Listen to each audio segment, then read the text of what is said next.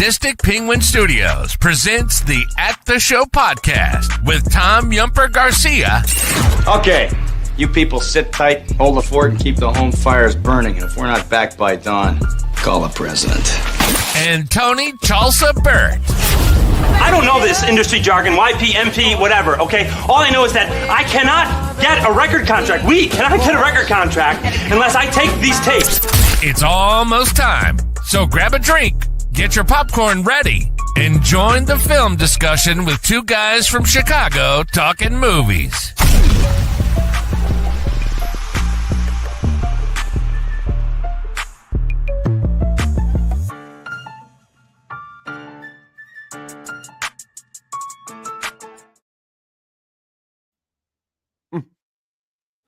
Hello and welcome to another episode of the At the Show podcast. My name is Tom Yumper Garcia, and I'm with my co-host Tony the Sugar Baggy Burt. How you doing, my guy? Doing good. How are you? I am very, very good. This week at work sucked, but I have officially completed my schooling. I am no longer going to go to school anymore, and that's what my wife has told me she's going to hold me to. So after 2 master's degrees and a digital marketing certificate, I am completely done, my friend. I was done with it on Sunday. Congratulations. Yeah, I feel like I just got rolled. The last time when you said you were done, you were done.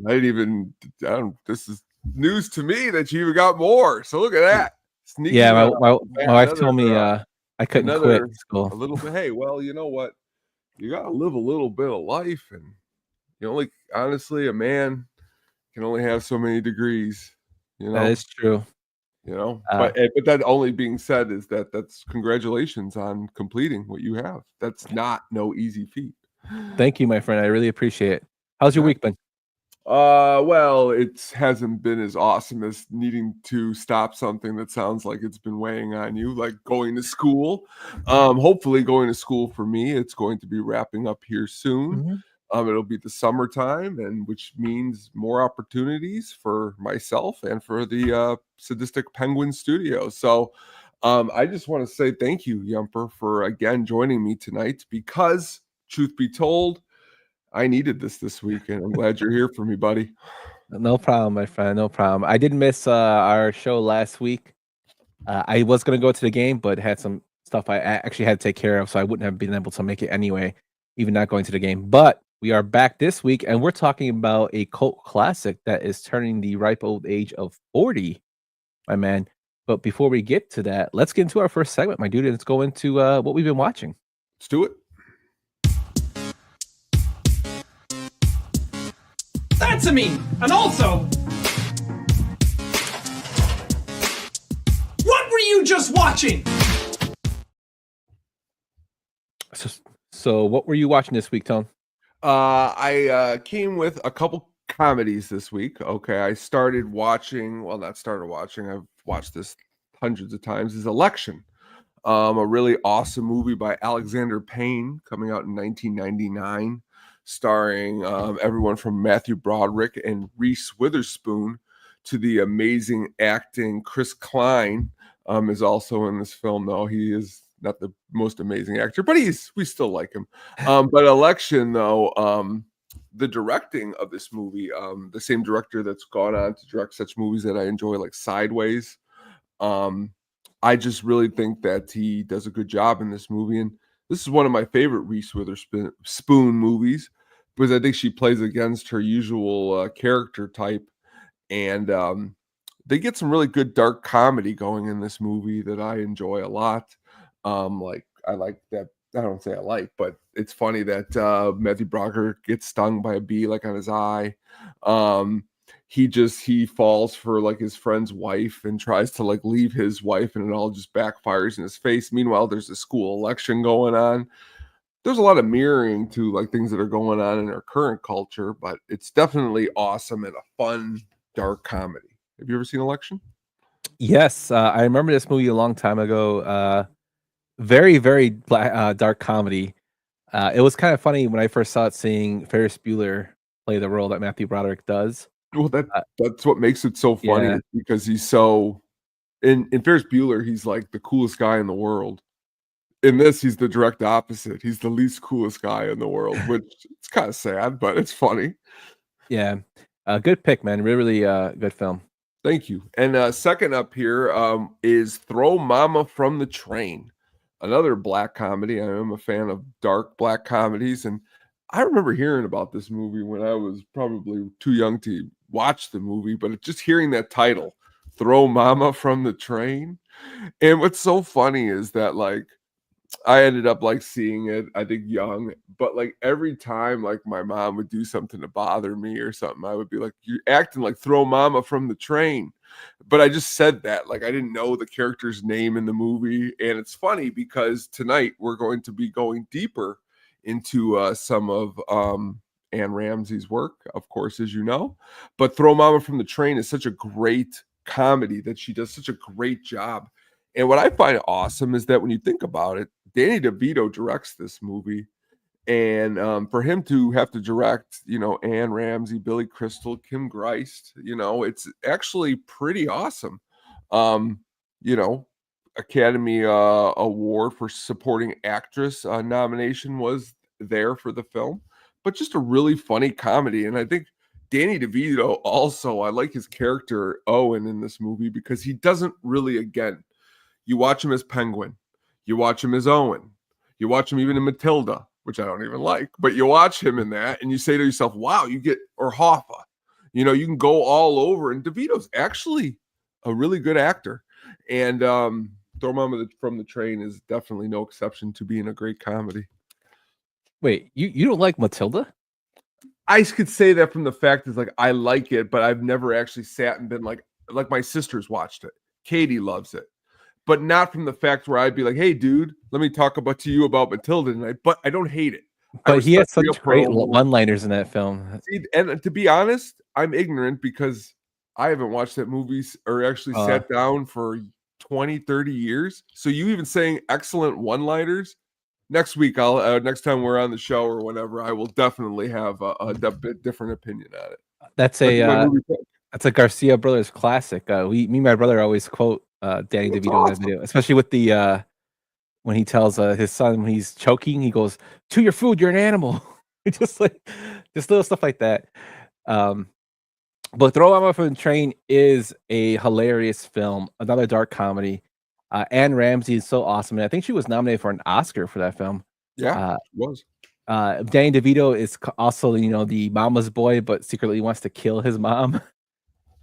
Persona. Yeah, DeVito's a great actor, wonderful actor. He doesn't get enough credit. He's known for comedies, but very, very versatile actor. I would love to see him in more stuff before he goes into the sunset. Not a bad director either, because he directs Hoffa. He directs Death Smoochie. He's got some good movies under his belt. Yeah. And he's still going, man. Still at he's like 77. Still. Yeah. But so I noticed that you put Jack Reacher. One of my views. I know you watched the TV show. You watched him at the TV show. You just put Reacher, and then when I hit Reacher, and then I'm like, well, we'll just roll this. But you watched the television show. Yeah. So me and my wife do have a tradition where we watch the Reacher show. She watches it because she likes the Reacher guy and how he looks, but she also likes the plot of the film, the plot of the series. But we watched this season 3. We finished all 8 episodes. Actually, we watched the last episode yesterday. To be honest with you, I didn't think this season was as good as the last 2. It wasn't bad, but it wasn't great. There's a lot of stuff that was kind of corny. And I think Alan Richardson, who does the Reacher character, kind of hammed it up a little bit. That's just me. And I like him. For this season, have you watched any of it this season? Not this season, no, not this season at all. No, so I can't say if it was good or not. But if you're a fan of the show, and it's a lot of shows, it's a growing trend sometimes that some shows could last multiple seasons at the same level as season 1 and 2, and sometimes maybe it goes off a little track, but it may come back. Yeah. It wasn't bad, but it wasn't as good as the first 2, in my opinion. But there's a character in there called Susan Duffy. She's played by Sonia Cassidy, and she's an English actress. She does a horrible Boston accent. It's really bad. Me and my wife were laughing at it, but yeah, check it out if you haven't seen it. It's still a good show. I would still highly recommend the show if you haven't seen it. Read the books as well. They're very, very good. And the other thing I watched, which is something I've been trying to get around to watching for the longest time, and with this week, besides studying for my exam on Sunday and passing, I celebrated by watching the Guy Ritchie film, The Gentleman, with Matthew McConaughey, Colin Farrell, uh, Hugh Grant in it. It's just, I haven't seen it. I right away in the beginning of the film, I just I loved how the film opened with a bunch of pop art. You got Charlie Hunnam in it from Sons of Anarchy, Michelle Dockery. And I said that's Cumberland Gap, the song that's what plays in the beginning of the movie. It's on Netflix right now. This has to be probably my favorite Guy Ritchie film, and that's saying a lot because I do love Guy Ritchie films. But after watching this, Snatch has always been my favorite, but this one that kind of edges out Snatch a little bit. I just really like the storyline. I like Colin Farrell's character, even though he's not in there a lot. I think Hugh Grant does a wonderful job as the narrator and kind of like the storyteller. I just like the way it's shot when it's doing it kind of does like flashback scenes, but as the story progresses, it shows Hugh Grant's throwing in his own like fantasy of what could have happened, and he gets called out on it. It's just stuff like that, along with the Guy Ritchie humor, really, really made me fall in love with this film. Have you seen this film? Welcome to Mr. Burton's. I am Mr. The Gentleman is probably one of my favorite movies in the last 10 years, let alone Guy Ritchie's movie, for so many different reasons. To me, I laughed just as much in The Gentleman as I did in Throw Mama from the Train and Election. There's some great freaking one-liners in that movie. Even to the point where you put it on your list. I think that's probably why I accidentally put up the wrong Reachers, because I was so excited you picked The Gentleman, and we got to talk about it just a little bit tonight. Because at some point, maybe in the future, we can do an actual full breakdown, because it's just a great movie. My point is that the actors, you mentioned all of them. There isn't an actor, even Jeremy Strong does a great job. There isn't an actor in the movie that does a bad job. I got something kind of going on a little bit professionally, a little bit, and this is the part that I always think about when you have to talk about this. Talking to me about the laws of the jungle. What was it? Something about being beneath me, silver on back. There's only one rule in this fucking jungle. When the lion's hungry, he eats. Now, there's going to be, maybe sometime, you never know. You run into somebody who you may not want to see, or they don't want to see you. And in my mind, when I run into that person, I always see myself as the McConaughey, and the other person sees themselves as the other character, the one who's going to put you in your place. When the truth of the matter is you don't talk that way to anybody. And that guy realized right there that Matthew McConaughey was the man.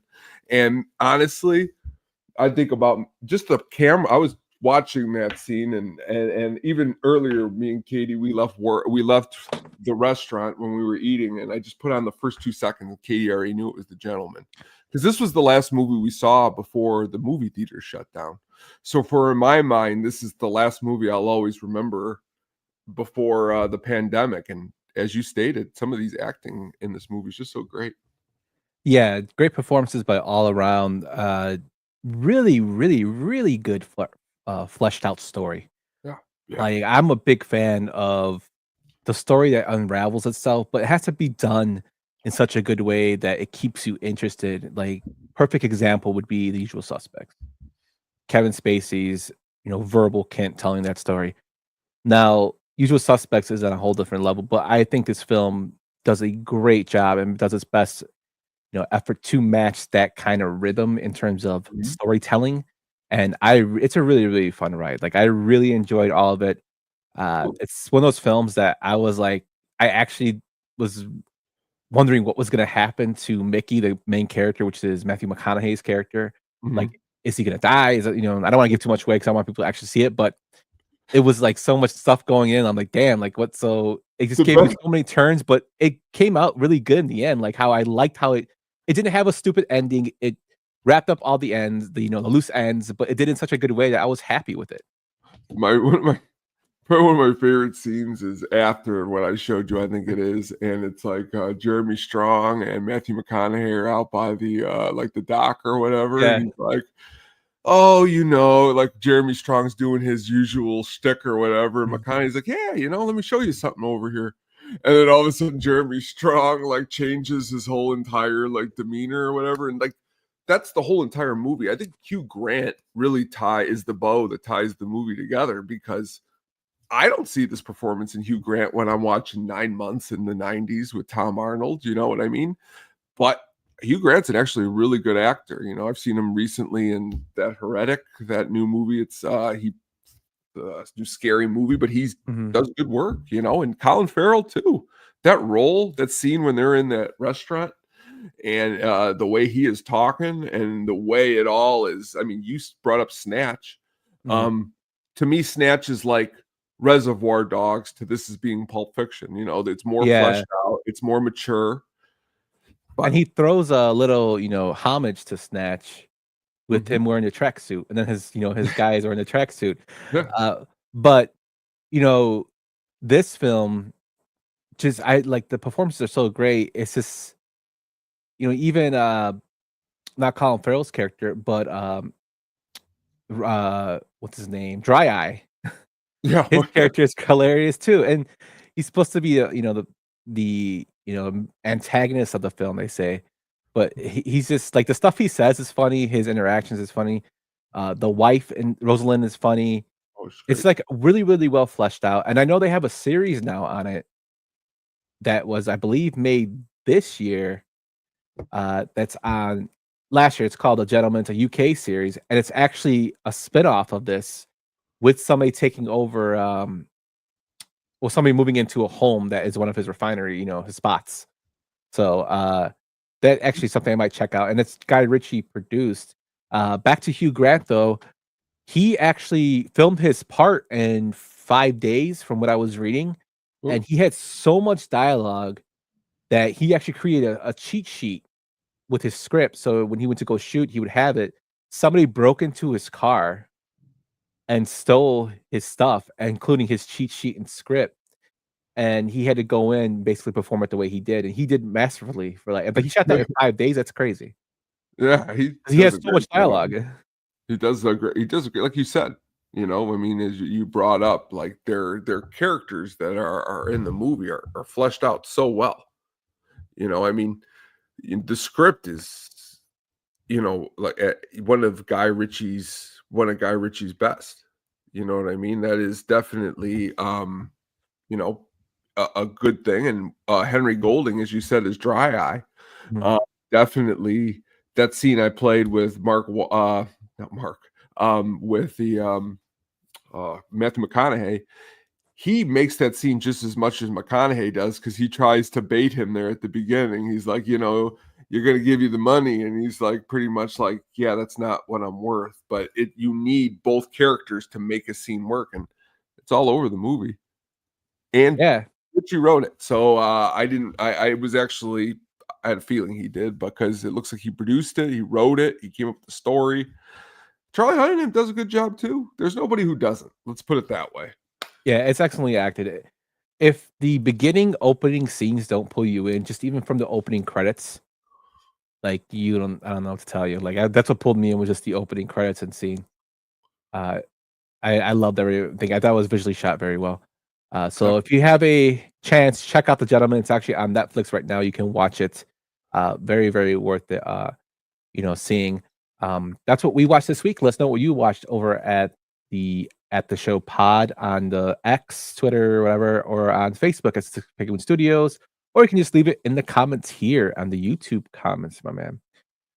Tone, before we get to our main event here, our main topic, I do have some news for you. One of them is dealing with a TV show. I didn't put this in the notes, but during a TV show, I just actually saw this before I signed on. For those who have watched the show, I'm a big fan of Suits. Well, Suits LA just got canceled after one season. And you know what? It deserves to be canceled because it sucked. I'm sorry. It was really bad. It got to the point, I watched the first 2 episodes and I did not like it. I didn't even watch the Harvey Specter returning. Apparently, Louis Litt's returning. I couldn't get into it, man. Have you watched any of it? Oh no, no. I honestly I haven't watched much of just regular Suits. You seem to watch. I watch 1,000 shows, and you seem to watch the couple I've never watched. But that's what's great about it. You're covering the ground here. We're covering ground. But I've only heard good things about Suits from you and a lot of other people. Yeah, I just couldn't get into Suits LA. It's unfortunate. It's the second spinoff that's been canceled from Suits, and including Pearson, which was based off Jessica Pearson's character. Right now, the actors are kind of older. I don't know if they want to do maybe a movie. I think a movie would probably be best, kind of like they did Deadwood with Mike and Harvey Specter's characters. Maybe him in Seattle as a kind of a closed ends of the show. I would like that, but just don't try to revive it. It's done. It wasn't that great. It was poorly written, and I don't think they caught the essence of the original series. But that's just me. One thing I'll speak on, and I'll just say this, and I think what is great is the fact that Suits was successful based on the fact that, wasn't it on USA? Mhm. And USA isn't known for having lots of good scripted television shows. So you say to yourself, that's awesome that Suits did great, but now let's try to do 2 spinoffs. And where are the spinoffs located? One I believe was on USA, and that's Pearson, Okay. and I think the other one was on NBC. Okay, something like that. So again, and it's been some time, right, from the other one? Yeah, so Suits ended in, I believe, 2018. Pearson ended even before Suits, Suits, the original show, ended. It only lasted a season because and that was based in Chicago, which I thought was kind of crazy, following all the main character. So like, And then this one just ended. if Reacher, let's say, canceled right now, okay, Mhm. in 6 years they bring it back with a different guy, are you as interested to jump into it when there's other better shows probably out there with your time? I think with Reacher, it's different because Reacher was the first Reacher I remember being played was Tom Cruise. Yeah. And this Reacher, of course, is closer to him in the book. So I think with that character, you can kind of switch it around because it's a character from a book. That's true. That is different. But in I'm terms of saying more Suits, in the fact of just the time period of anything. yeah, When I you think wait. it's just way too long for it. Just like a perfect example, my man, Blues Brothers 2000. They waited till 2000 to make the Blues Brothers when Well, let's 20 go years back. after that film. Unfortunately, you're right. I will agree with that point. But here's like this huge entire, I think, like side branch. Mhm. And this is where I'm going to hammer home a point that you've made. Come on, man. Jim Belushi and John fucking Goodman.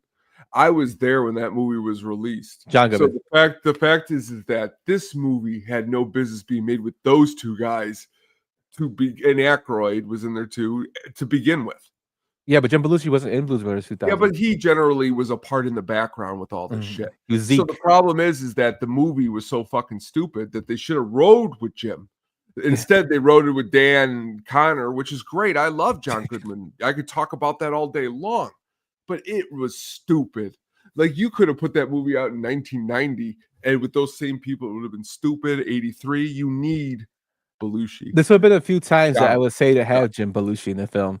That's what I'm He saying. actually performed at That's what I'm the Super saying. Bowl. And I was wrong. I thought he was in it, but that's the problem, is that he should have been in it, like you said. And I want to like it. Even as a kid, I didn't like it. Bad But movie, bad but movie. I'm just saying as an example, waiting too long. Even though Suits has only been out for since 2018 was the last episode. They caught a lot of traction just through COVID because people were binging it on Peacock, and then they started binging it on Netflix when it was released on Netflix. That's how I got caught up on it, to where I watched it on Netflix. No, actually, it was Prime, then Netflix. So it was, but I think it was the most watched series on Netflix for like 2 years. You might find it not to be, but I truly find it cardinal sin. And I'm not saying you or anyone else, but if you have never watched a quality show like a Righteous Gemstones, but you're willing to give, and if the main characters are in the show, are any of the main characters in this new spin-off show? No, they come back as supporting characters in like a couple episodes. Well, still okay. I'll still give it some credit because in my mind, what I think of is like it's like the new what's that called?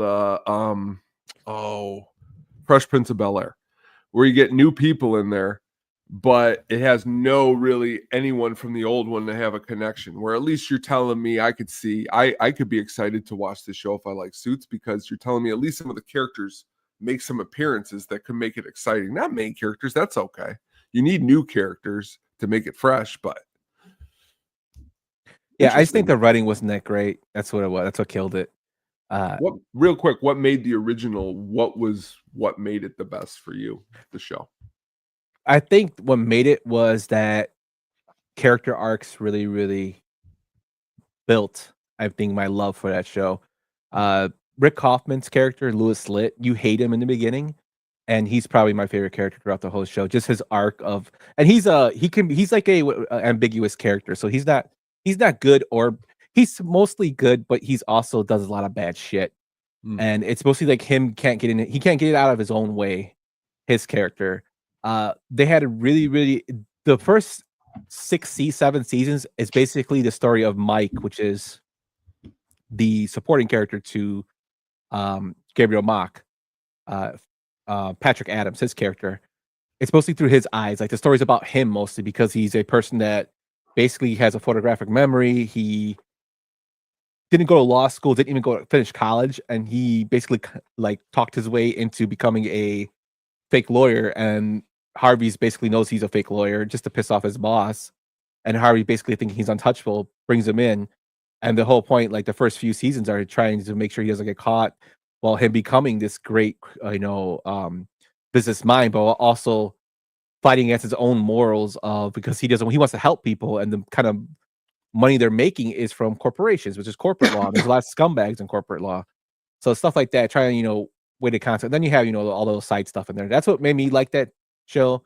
The writing I thought was pretty good for the first 4 seasons. And then it kind of, as any show does, kind of tapers down a little bit. Now, Suits LA, it didn't have any of that, and I wasn't expecting to have, blow me out of the water like entertainment. I just expected to have a good story, and I couldn't really. Even my wife, who liked Suits, was like, "Yeah, I can't get into this. It's not as interesting as there was no really interesting characters for me to really, gravitate towards."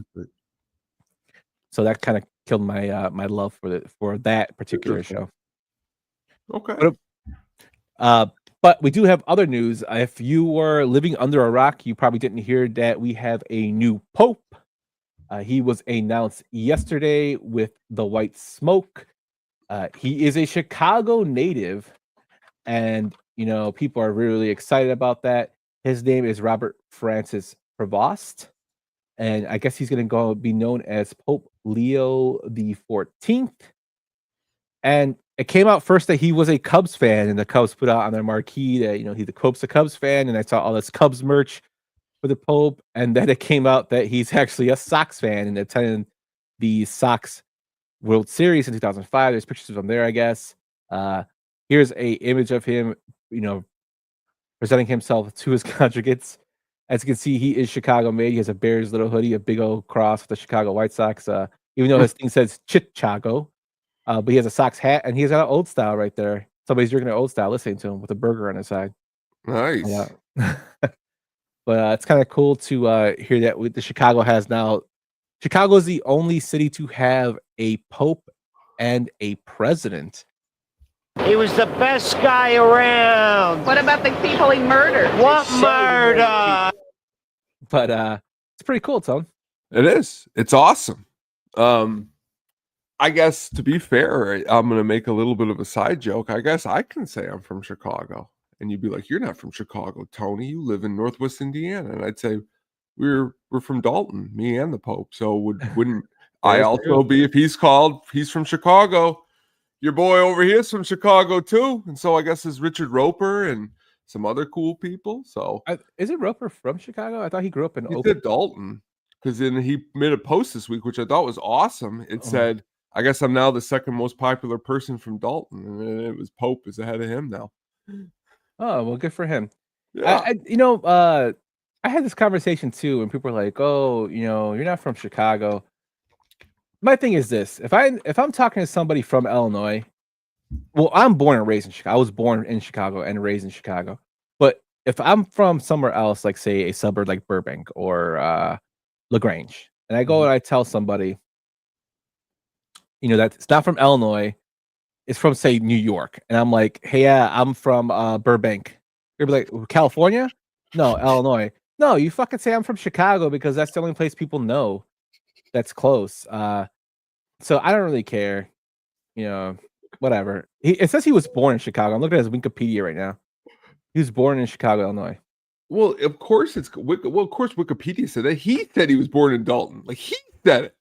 Yeah, but he says born at Mercy Hospital in Chicago, Illinois, and grew up in Dalton. Being born again, this Richard Roper, he's the one who said it. I'm going by what he said. So you can go by what you're reading. It's different when the man actually says it. But even that being said, the Pope isn't from Chicago, and that's the whole point of the conversation is people keep saying he's from Chicago, but he was, again, born in Dalton. So that's the point. Not Richard Roper. The Pope is said Chicago, and then I'm from Chicago. So Vatican News says he's from Chicago too, so I don't know. But what else are they going to say? He's from Dalton? I could have said Dalton, Illinois. Again, no, but and I'm not trying to be hurtful here, but they should. But why isn't anybody? Well, because is Dalton a place that you're going to go driving around right now? If you're nobody wants to go vacation in Dalton, Tony. Well, there you go. But Chicago, come on down. We got those sports teams. Yeah, but the Pope, true. though, very exciting though, because I just think of like my mom. She would have been ecstatic because I pointed today to the kids. Can you imagine the whole entire world that the Pope is like right here from where we're from? That's crazy. Caitlin Reese says the Sox are so bad, God sent the Pope to help out. Oh man, if they don't win tonight, blame the Pope. Blame the Pope. But that was some good news, to come to the Chicagoland area way. Also, Tony, you told me to check out the new trailer for Weapons, which is basically directed by the same person who directed Barbarian. I saw the trailer today, and like I told you, it looks very, very interesting. I would love to see that film. It comes out on my birthday, which I thought was pretty cool. So Zach Kreger's Weapons comes out. Tell me what really interests you in that film when you from the trailer from what you saw. And Tony, we lost Tony, as I just noticed. I was looking it up. But since we lost Tony, the trailer itself is really, really interesting, just with the kids going out and being disappeared. You have a teacher that's probably blamed for them. And then you have, the kids coming back. And I don't know if it's a series of dreams or a series of like real events, because the trailer kind of pulls you in a little bit. But I really, really thought it was really, really interesting. I will be definitely checking it out. Like I said, it's released actually on my birthday, which I thought was really interesting. Interesting. The movie's coming out on your birthday? Yeah. So tell me what you think about Weapons, man. I was asking you that before you cut out. I was kind of talking to what I wanted to tell you about it is the actual in the trailer. I like. Well, first of all, I read the whole thing that got me is that I didn't really watch the trailer until I went and read this review with Kreger's about the new movie, where he started talking about how he where the story, it's going to even go even more crazier than Barbarian did, like off the beaten path. And like the trailer, you don't really know where it's going. Like I showed it to Katie earlier. I mean, there's parts there at the end where they're doing those quick shots where someone's setting themselves on fire, someone stabbing themselves in the face with a knife. There's just a bunch of crazy kids are running a lot. You don't know what's going on. And that's what draws me into it. The music. I love Josh Brolin. He sounds like he's very awesome in the movie. I love Julia Garner. She even made a very bad movie called The Wolfman that I just had to sit through on Peacock. Better. But I want to check it out. Yeah, it looks like Kreger's in 2025. It was announced that Kreger could write and direct a film based on the Resident Evil franchise. He would write one. That's kind of cool. So maybe we'll have some good Resident Evil films. I did enjoy the other ones. They were corny, but I liked them. Even more interesting is I'll never forget. Hey, Tony. Yeah, Dad. I gotta tell you about this movie I watched. What is that? It's called Miss March. This movie's hilarious. You ever see Miss March with Zach Cregers and No. the whitest guy? You never? Oh my god! Again, it's a very raunchy comedy, but Zach Cregers. I don't know if you're familiar. He was in a sketch comedy group called The Whitest Kid You Know, Mhm. and they were. This was like the movie they made based upon the guys in that troupe, and it's really raunchily hilarious. I'm curious to hear your thoughts if you were ever to watch this movie. But it's funny. But again, it's cool to see Zach Cregers, who was a comedian actor, actually putting out some real possible. Well, first one was a banger. This one's hopefully going to be just as good. Yeah, definitely check it out. Looking forward to it. Well, with that, Tone, let's transition into our main event. The reason we are talking about the 1985 film Goonies is because it's going to be 40 years on June 7th since this film has been released. It is a cult classic. It's a personal favorite of mine and yours, for sure. It's one of those films that sticks with you, and you can always go back and watch it. My son loves this film. So many memorable characters. Also, probably like all the characters in the film have gone on pretty much to big things. I mean, Sean Astin, Josh Brolin. You have Data. I can't remember Data's. I pronounce Data's full name, so I'm sorry. I have to call him Data. But when you put Data, you know what I thought of when I first saw Data? I thought of what you probably haven't watched it, but like Star Trek: The Next Generation. Data. He was in Data. But I know what you mean. Ke-Huy Quan. I'm sorry, Ke-Huy Quan was in it. And then you have Jeff Cohen, who isn't really big on starring in the starring films. He's big behind the scenes because he's an entertainment lawyer, and of course Corey Feldman, who this was in the heyday of the Coreys.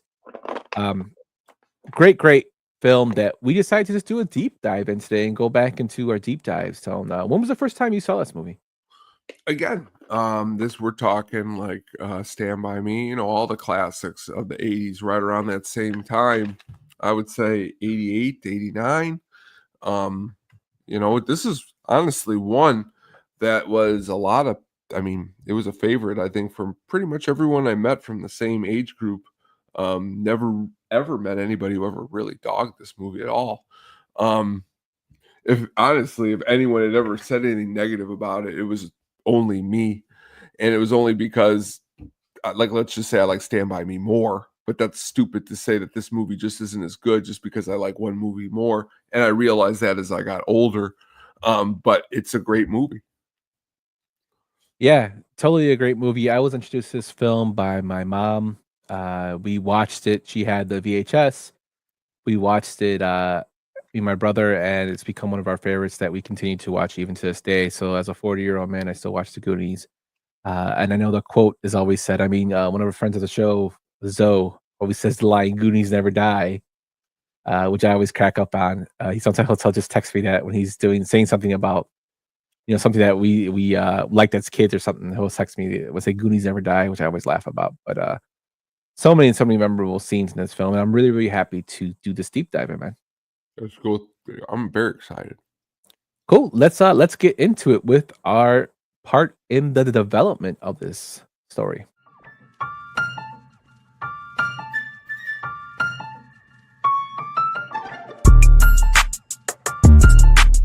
In my thoughts, I use the technique of positive visualization. So the concept of the Goonies came from the brainchild of Steven Spielberg. While working on The Color Purple in 1985, Spielberg wondered, what do children do on rainy days?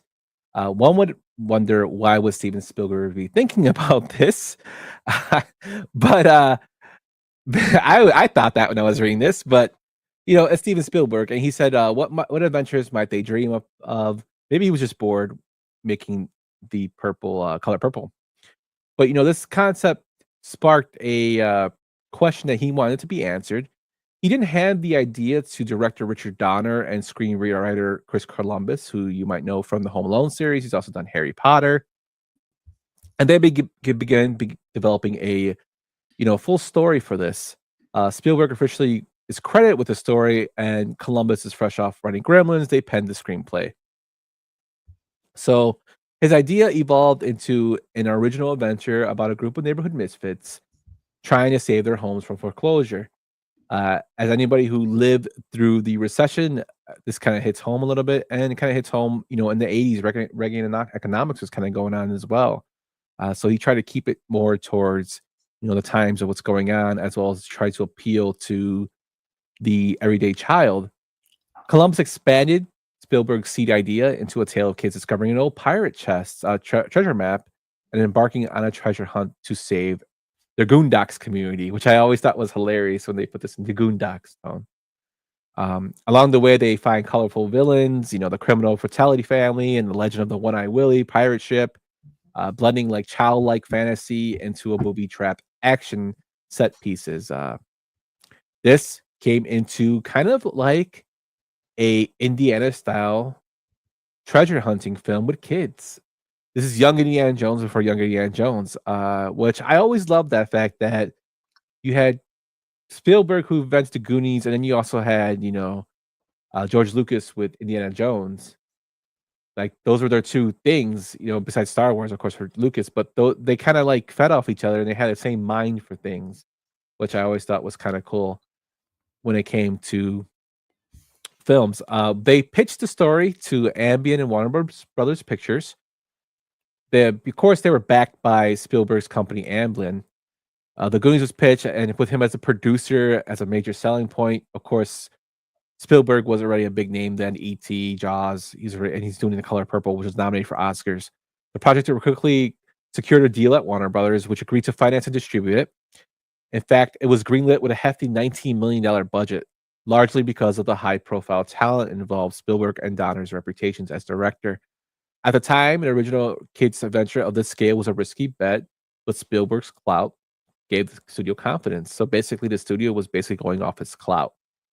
The Goonies began production in 1984 under the Warner Brothers banner, without the need for extensive shopping for other studios.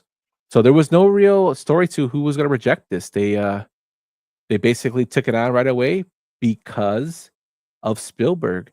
And if any other studio was going to hear about it, if Spielberg wasn't attached, they probably would have took it. So it was kind of good that Spielberg went to his spot at Warner Brothers and basically said he was going to produce. So it kind of put the show kind of up and running and had them basically be confident in making this film, especially for $19 million. That's a lot of money in 1985, $19 million, Tom. It is. It is a lot, especially when you're pretty much banking your dollars on some unknown young actors. Yeah, and according to the inflation calculator, that's 56 million today. A lot of dough there. A lot of dough. So for the director, we already mentioned that Spielberg had given the script or his idea to Christopher Columbus and also Richard Donner, who eventually became the director. Spielberg originally considered that he might direct the Goonies himself, but with The Color Purple taking up most of his time with editing, and then he didn't want to delay the project, so he just chose Donner to direct. And Donner was coming off, his major successes in Superman 2.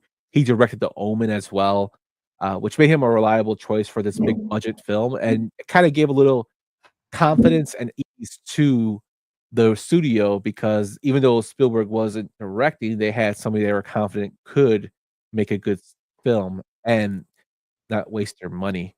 When reading the script, Donner loved it and actually asked Spielberg, "Why'd you pick me?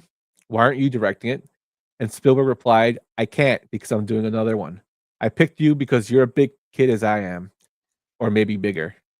This is the vote of confidence that Donner needed, which I thought was kind of funny because he was writing the script and he loved his own script. So when he gave it to Spielberg, he's like, "Well, why did you direct it?" He goes, "Because you're a bigger kid than me and I can't do it," which I thought was kind of cool. Yeah, that's very cool. I was just laughing over here because I was imagining a world where, like, remember that one guy who got upset when people would say Spielberg directed Poltergeist, and it was actually, but imagine we started one where we got mad because we're going to say Spielberg started really actually directed Goonies, not Donner. I don't know. Maybe that Twitter account will come after Donner him. had come after us, like all of a sudden out of the woodwork. I wonder if that guy has a YouTube account. He'll probably find us and say, "Well, actually, Toby Hooper directed Poltergeist." But I'm sorry. When I was on Twitter, I would kind of bait that guy by saying, "I know you would too," and so would Brian. We just bait him to get him to come out and talk about it. But in terms of casting and character selection, a bunch of young actors were chosen. The main protagonist of the film is Mikey Walsh, which eventually went to Sean Astin. Donner really liked Astin because he was a newcomer. He even accidentally cursed during the audition, prompting Spielberg to walk out for a moment. But he still won the part. Many young actors were seen for Mikey. Future Stand By Me star Will Wheaton was among them who tried out and recalls that Sean got the Goonies while he himself landed Stand By Me a year later. Astin's youthful sincerity and energy fit the every kid leader of the group, and he was Spielberg's pick. He said Astin has mentioned that he had an opportunity to do Joe Dante's Explorers at the same time, but chose the Goonies instead, underscoring how sought after the project was for young actors. He made a good choice there. I'm not a big fan of Sean Astin. He annoys the hell out of me, but this is one of my two favorite films with him in it. The other one being Encino Man. A shout out to who is Sean Astin's father. I don't know who his dad is, but his mom is a country singer. His dad is Adam's Family. Gomez, John Astin. Okay, yeah, John Astin. It's actually, I think, like there was like some paternity thing, but that's like his last name where he got it from. But it's really that's really cool. You could say Gomez shares his name. His dad. But is it really? Because it says Michael Tell was his dad. But that's what I said. That's the birth, like his actual. But who raised him was John Astin. So it's okay. So it's not like I was gonna say. It's not his sperm, but it's the man who raised him. But that's cool. Patty Duke was his mom. Yeah, Patty Duke is pretty awesome too. It was Patty. She was a country singer too, right? I know she was more of a television actress. She could have sang too. I was just wrong. Familiar. No, I was wrong. No, she was a actress. I could swear I thought she sang, but I am wrong. She was an actress. So is he one of the first Nepo bait? No, I'm just kidding. You know what? I don't know because you go down to the next person you're going to talk about. There's another. Yeah. But with Astin, Spielberg walked out of his audition, so I don't know if he was a Nepo baby. See, there you go. That's pretty cool. I didn't know that information. Yeah. For the role of Bradley, Brad Walsh was played by Josh Brolin. He's Mikey's older brother, and this is his film debut. Brolin was an unknown 16-year-old when cast. He impressed the filmmakers with a natural mix of athleticism and goofball charm that suited him, the protective big brother and aspiring jock. There aren't widely reported alternate choices for Brad. The role went to a newcomer as intended. Brolin would later recall that he learned a lot on set since it was his first film. Interestingly, he beat out a lot of teen actors in casting, but no specific rejections are documented. This effectively launched his career. One story I remember reading about Josh Brolin was that he was, I believe, broke when No Country for Old Men came in. Really? And he made his money from that to basically keep going, and eventually he became a bigger star. So I'm sure there was some nepotism of his dad helping him, maybe acting classes and stuff, but it looks like dad didn't support him the whole way in terms of financially. Well, I mean, let's be really honest here. Dad isn't actually, like, when I say Nepo, I just say like you got to get an addition, but James Brolin ain't no. Who's got more money, James Brolin or Barbra Streisand? You know what I mean? Yeah. Like James Brolin probably doesn't even have 1/10 of what Streisand has. So I mean, he could sometimes probably, I would imagine, struggle too. I mean, Amityville Horror was 78. Give me some of his 80s movies. Yeah, this is the quote for him. But between shooting the films and their release, Brolin said he was broke, between No Country for Old Men and American Gangster. Between those two movies, most of his money had gone to paying off debts he had incurred, and whichever money I did make went back into his family stuff. He had no jobs lined up and had taken just home $30,000 from his No Country. I was at a panic point. He said, but then he received a call from his lawyer. She was like, "Guess what? You got some back end pay coming from American Gangster." So it's American Gangster. He sent him a number which read $60,000. After taxes and fees, he'll be taking home another 25 grand. Another he called amazing. And he was just blessed after that, making other films. So cool story. Yeah. I love Caitlin's already giving us, "You glued it upside down, you dork. If God made it like that, you all be pissing in your face." That's the David statue that they blew upside down. So we have Mikey and Brad now cast, and now we're going over to the mouth. Hey, Mickey. Clark Mouth Devereaux. I didn't even know his last name was Devereaux until I did this research. Was played by Corey Feldman. The wisecracking mouth was portrayed by Corey Feldman, who by 1984 was a seasoned actor with roles in Gremlins and Friday the 13th, the final chapter, which he was supposed to be the next Jason, but I guess that fell apart. They liked him for his comedic timing, made him a fan favorite. Notably, a young Corey Haim auditioned for the role of Mouth as well. It was during the Goonies auditions that Haim and Feldman first met, years before they became known as the two Coreys. Haim did not get the role, but Feldman did, but the audition was the start of their friendship. Feldman himself has said this was one of the most fun roles he's ever had. He was so committed to the Goonies that he even turned down another film job he'd been offered in Pee-wee's Big Adventure due to a scheduling conflict. In short, Feldman was the production's first choice for Mouth, and he delivered an improvised motor mouth performance that Donner loved. What do you think about Corey Feldman's performance in this film? Oh, I think it's really good. I think Corey Feldman is, one of the best 80s young actors that there was. Yes. The two Coreys, it's kind of amazing that they first met on the Goonies. So the Goonies has even more lore to go along with it. I always found I liked both Coreys, of course, but there was something just a little bit more to Feldman that I felt like, especially like in something like Stand By Me, where I felt like his character was the one that really let his emotions, especially and mixed with Phoenix, and Wheaton, it all worked really well together. Not to say I think of the two, Corey Feldman was probably the better actor, I would say. Yeah. I can't really. I guess Lucas was like a weird film, so I can't really remember. Well, yeah, and you think of the background story, yeah. But anything about like Haim that really like where he. If you ever see tug at your heartstrings, License to Drive, I love that movie. Doesn't really pull at your heartstrings. Well, if you're not getting your license and Heather Graham is of your desire, well, it will. Yeah. For the role of Lawrence Chunk Cohen, Jeff Cohen was cast. For a lovable, clumsy Chunk, the team cast Jeff Cohen, an actor who perfectly embodied the part's humor and heart. I'm going to say this and say Chunk is my least favorite character of this film.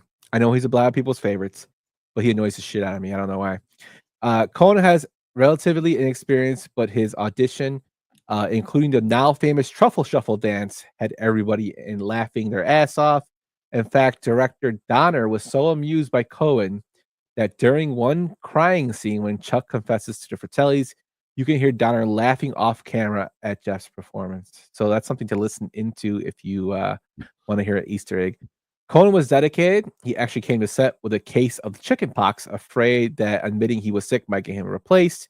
If you look closely, you can still see chickenpox marks during his Truffle Shuffle.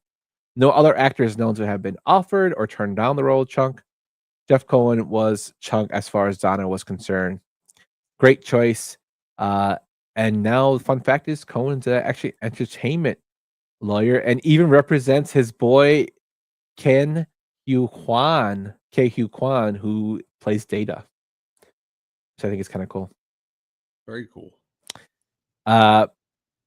Yeah, what did you think about Chunk? I don't know why Chunk annoyed me. You know what? He wasn't my least favorite character. I would say Mikey is, but he's second. He's second. My favorite character is Data. I don't know why. It's just my favorite character.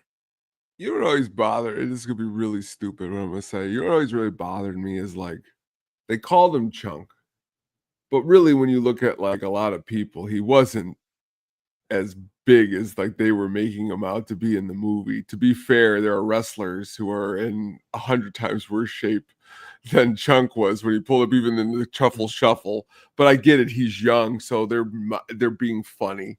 So like, and that's funny. You see him now, and it doesn't look like there's an inch of fat on Jeff Cohen. If you see him as he's he doesn't extremely skinny. So that's what I say is like he was just a young kid with like his baby fat or whatever, shuffling it around. But like calling somebody Chunk in my mind is like you're calling him fat, and he wasn't as fat. But I also get why you didn't like him too.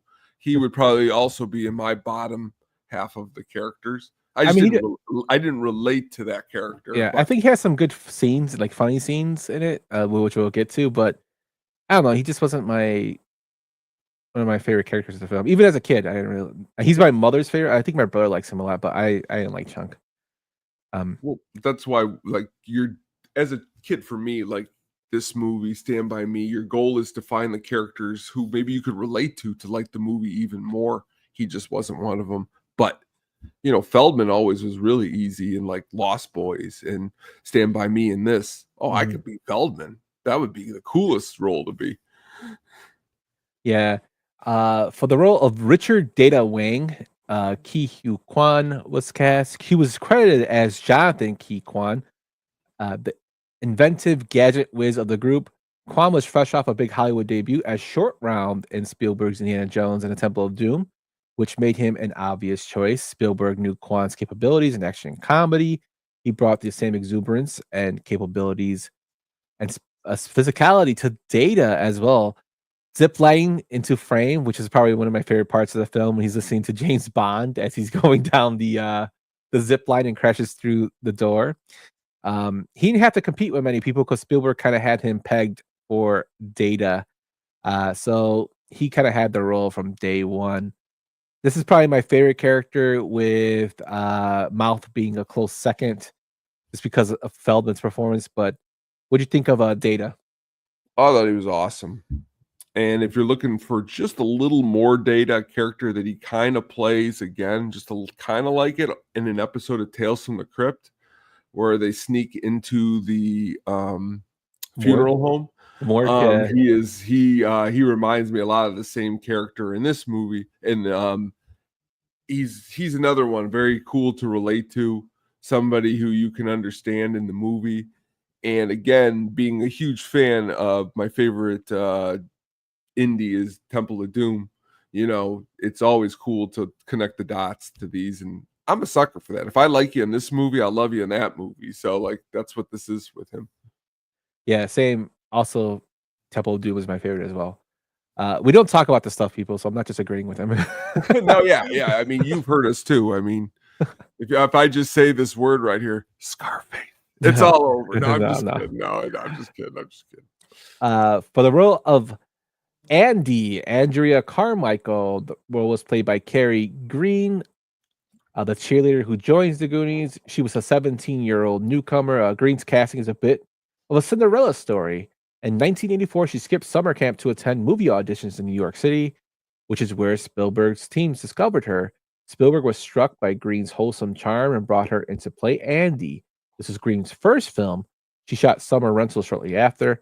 So The Goonies was a baptism by fire. Again, this is another role that wasn't really offered to anybody else but her. They wanted really real teens to portray this role, which is probably another reason why Spielberg chose her. And she was incredibly nervous about her first on-screen kiss with Josh Brolin that she kept giggling about and worried about, whereas Brolin, also at first time, was equally shy. In the end, her genuine sweetness came through, and Andy became an endearing character amid the chaos. What do you think about Andy? Good character. Of course, definitely needed and fits what was looked for. Mm-hmm. I would agree. This is a character that the next character that we're going to talk about being cast was kind of like she was probably my bottom three, and that's Steph Steinbrenner, who was played by Martha Plimpton. Martha Plimpton played Steph, Andy's sarcastic, tomboyish best friend. She was only 14 during the filming and was actually one of the more experienced young actors in the cast. She had made her film debut at age 11 and had co-starred in The River Rat prior to the Goonies. She auditioned and won the role by projecting a smart, athletic toughness beyond her years. Steph's character needs to hold her own, especially in scenes trading barbs with mouth. It's not widely reported who else was considered for Steph, given Flipton's acting pedigree as a member of the Carradine family. She stood out, so they cast her for it. She and Carrie Green, for instance, spawned as the two older girls in the group. Yeah, I'm not a huge fan of Steph's character. She kind of annoys me too. But I don't know. She to me, she's very I know her mouth like go back and forth, but her character in the film kind of it's just bland. To me it is anyway. Well, I mean, I won't say she's again my favorite, but again, I think she's a necessary part for all the pieces. And for me, again, a connection for me is like, well, why do you like this her? Let's just say. And I would be like, well, I do really like her a lot in Parenthood when she plays Keanu Reeves' girlfriend a couple years later. Mhm. So mentally, if I like her in that, I can then go back and watch this and be like, okay, it's kind of cool to see her as an actress do this and that. But now you're also right too, because when you look at some of all of its parts, is this the cool character? Well, no, she's not the cool character. She's not the girl where you're like, oh man, I like her. Yeah. But again, I get what you're saying. For the role of Lotney, I didn't know his name was Lotney until I did this. Lotney Sloth Fratelli. It was played by John Matsuzek. I hope I pronounced his name correctly. You got it. The gentle giant sloth was brought to life by him, and an ex-NFL football player turned actor. He was about 6'8", and he had the physicality needed for Sloth's imposing presence. He was not the first celebrity you might think of for the role. Rumors that Andre the Giant was considered, but that's basically fan speculation. In reality, Andre only cameoed in the music video. I didn't even know that. Because the role required long hours and prosthetic makeup that many actors would shy away from, he was open to embrace it. He spent 5 hours in the makeup chair each day to transform into the deformed sloth, complete with an animatronic remote-controlled eye. Despite the discomfort, he kept the set mood light. Jeff Cohen called his background in sports made him a team player with the kids. A fun casting Easter egg is in one scene, Sloth wears an Oakland Raiders t-shirt, a nod to his playing career as a Raider. There was no other background stuff about who was offered for this role. Just like a little, disclaimer here. When it comes to older films like this that are, like in the 80s, sometimes they don't really give me as much information I can get to who was cast or who turned it down when I do research. I look at all websites. If I can't find anything, I can throw it into ChatGPT, see if it can find me anything. And if it doesn't find anything, there's nothing really much I can do from there. So, for the role of Mama Fratelli, we have the great Anne Ramsey, who, of course, was a veteran character actress. She was cast as the film's chief villain, the tyrannical Mama Fratelli. Ramsey was in her mid-50s and had a long resume of small character parts, but The Goonies was for her breakthrough into wide recognition. Spielberg and Donner cast her for her ability to be genuinely frightening and darkly funny. It paid off when Ramsey fully inhabited Mama Fratelli on set. She was so convincing that the Kill the Child actors were actually terrified of her. Jeff Cohen admitted he was extremely scared of Mama Fratelli. Donner even encouraged Ramsey to ad-lib slaps and snarls. For example, she would slap Robert Davi, her on-screen son, to provoke authentic reactions. There's no report of anyone else turning down the role. Ramsey was the first team choice and delivered it with gusto. And it's widely praised and compared to her similar turn in Throw Mama from the Train. Great Anne Ramsey. The last two are the Fratelli brothers, Jake and Francis, who were played by Robert Davi and Joe Pantoliano, aka Joey Pants. They were cast for the two bumbling Fratelli brothers. The filmmakers cast Robert Davi and Joe Patello. Both were rising character actors known for playing heavies, and an interesting thing happened during casting. They auditioned together. The chemistry between Davi and Palatano really, really won everybody over. They bantered and bickered like real siblings in the audition room, and they won the roles on the spot, which I thought was pretty crazy. They improvised back and forth, and they convinced Donna that they were the Fratellis. In fact, their characters' sibling rivalry and humor in the film owe lots of the characters' natural rapport. So that's a lot of ad-libbing between the two, which I thought was awesome. One amusing casting note is both actors stayed in character enough to scare their kids a bit off camera. They made sure the young Goonies didn't see them as too friendly, maintain this on-screen fear. The casting is a great example of Donner trusting unknowns to elevate his material. That's pretty cool that they were cast for author audition of them both basically going into it. Mouth translating the Spanish incorrectly always takes yes. Caitlin, it always cracks me up. We'll get to that when we do the breakdown, but yeah. Other minor roles, the film also featured cameo-sized parts like the boy's mother, Irene Walsh, played by Mary Eileen Trainer, and a kindly housekeeper, Rosalita, played by Lupe Anteveros, who most Latino fans will know her as the lady who killed Selena in Selena. She's also in Blood In, Blood Out. She plays a small role in there.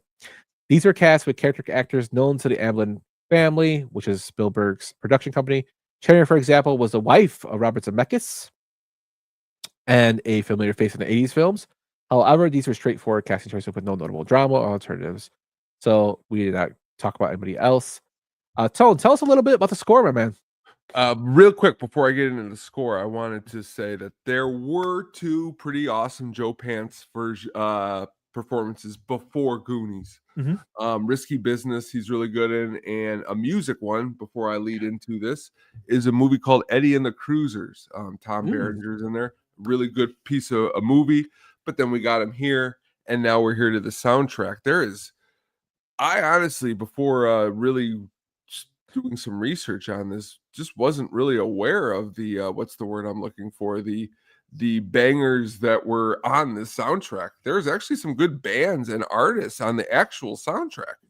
You have, which honestly, it's crazy. It was released on my birthday in 1985. I was 3 years old when this came out, May 20th, 1985. We have definitely The Goonies Are Good Enough. I laughed because personally, until I looked this up, I totally forgot about this song, and Cyndi Lauper singing it. Really kind of very, very cool. 8 Arms to Hold You by the Goon Squad was track 2. Love Is Alive by Philip Bailey. You may say to yourself, who is Philip Bailey? Philip Bailey is one of the singers of Earth, Wind, and Fire. Amazing artist. Band Bangles, Walk Like an Egyptian. They're on the soundtrack. But you get a soundtrack too. This is the greatest part for me. You go REO Speedwagon, Luther Vandross, Cyndi Lauper. What a crazy 3 in a row. If you are paying attention to just how nuts there is with REO Speedwagon doing Whenever You're Going. Definitely an interesting all-around soundtrack. Very, very cool. Before we get a little more into that, the score composer, Dave Grusin, he is the composer of the actual film. I love whimsical type stuff in this. I mean, we talked earlier about Temple of Doom. I love the music that needs to fit a movie like this. You're not going to make it work where you got like Slayer playing around in the background. You got like whimsical. It makes you feel like swashbucklers. What's crazy though is that just how you have the one soundtrack that has, of course, Cyndi Lauper, and then you got the music score. Very, very interesting. Also was interesting and amazing was the music video that accompanies The Goonies Are Good Enough. You, me, a lot of people, we are fans of wrestling. Being able to watch this music video and see the amazing Captain Lou Albano, amazing Iron Sheik, Nikolai Volkov, the Fabulous Moolah, Rowdy Piper, really awesome. Lauper, makes a meta cameo, which is really interesting. Seeing her character, the character sing her song good enough on a television, just very, very cool, very, very interesting. And what's really crazy is just how successful the soundtrack was and how it's kind of slipped under the radar for so long. Because honestly, when you think of 80s soundtracks, you do not really talk and sit down and talk about the Goonies soundtrack. But to be fair, there's some really, really good stuff on this. A lot of good stuff. 25 years, the score was not available on album. So to be able to, you got a copy now, to be able to think that for such a long time it wasn't available. That's just like a little side note. Ferris Bueller never had an official soundtrack, but that movie's got a lot of banger songs on it. This one, awesome soundtrack. Voodoo economics. Voodoo. I know that from reading this also, I think the music video wasn't shot until after the movie was released, which is why it's just her in a white background in that TV, which I thought was kind of funny. Donner should have got her on set. She could have played a character. She could play like the sister. She sure could have. That could have been. Cyndi Lauper, man, she's the best. You know what's crazy? You bring her up, and now I could say Rock and Roll Hall of Fame 2025 induction. She deserves it. She was one of the first big women pop stars. I will, side note, say that there were, you made a great case to me about, I don't want to say their name wrong, M-A-N-A. Mana? They really should have been, inducted, and hopefully next year they do. But the thing about the Hall is when you really, really break it down, Iron Maiden isn't in the Hall of Fame, and they fucking should. There's a lot of bands that aren't in there that really should be. I really find it hard to believe that, like, you know, I love the White Stripes, but maybe they could wait a couple years, and some bands are a little older that put some time and could come in. But different time period. Great soundtrack. Cyndi Lauper rules. Yeah, I'm also happy that Soundgarden made it in, even though they weren't as long, but Chris Cornell deserves to be in the Hall of Fame. He probably would have liked it more if he was, you know. He was there, yeah. Sad. Hopefully they play, though. I always like when whatever any of these bands do, they're able to get it together and get on stage and maybe do something. For sure, man. For sure. But that is our development of the Goonies. Hopefully we threw some goodies in there that you did not know, my man. You ready to do these breakdowns of this movie? Let's do it. All right, let's get into this. See the arc? He starts down here. He ends up here. Where's my arc, Paulie?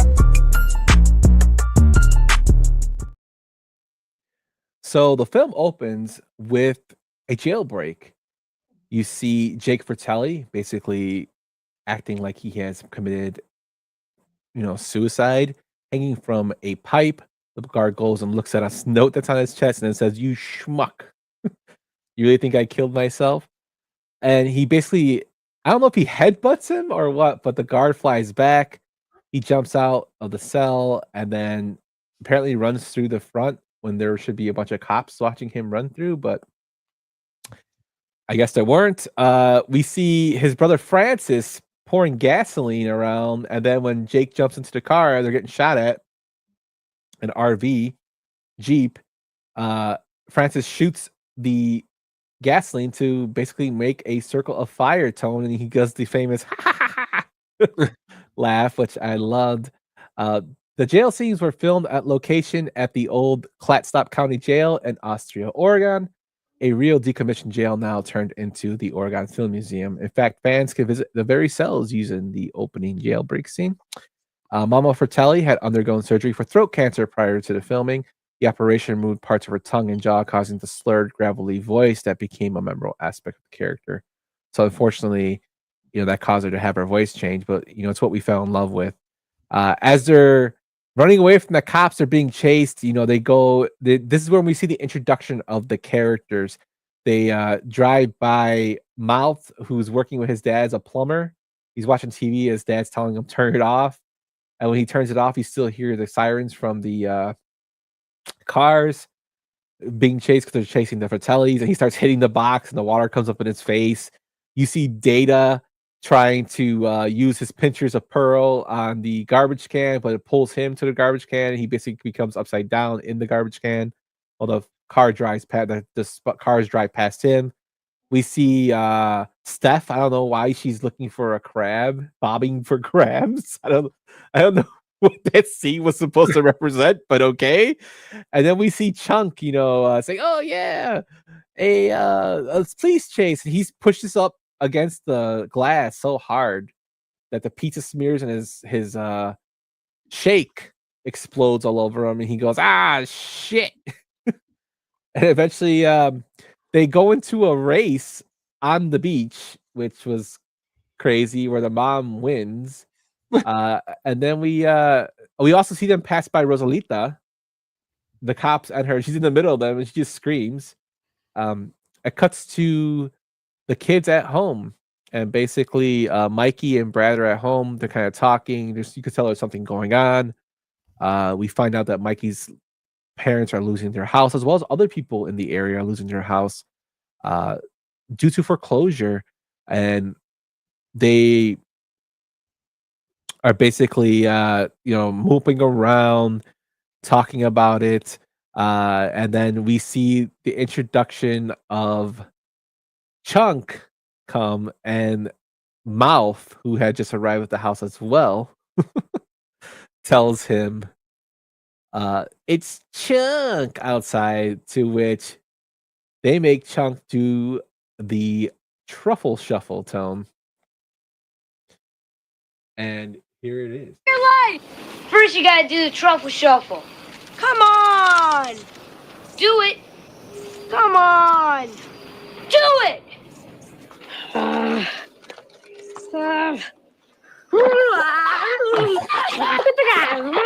it out, Mo.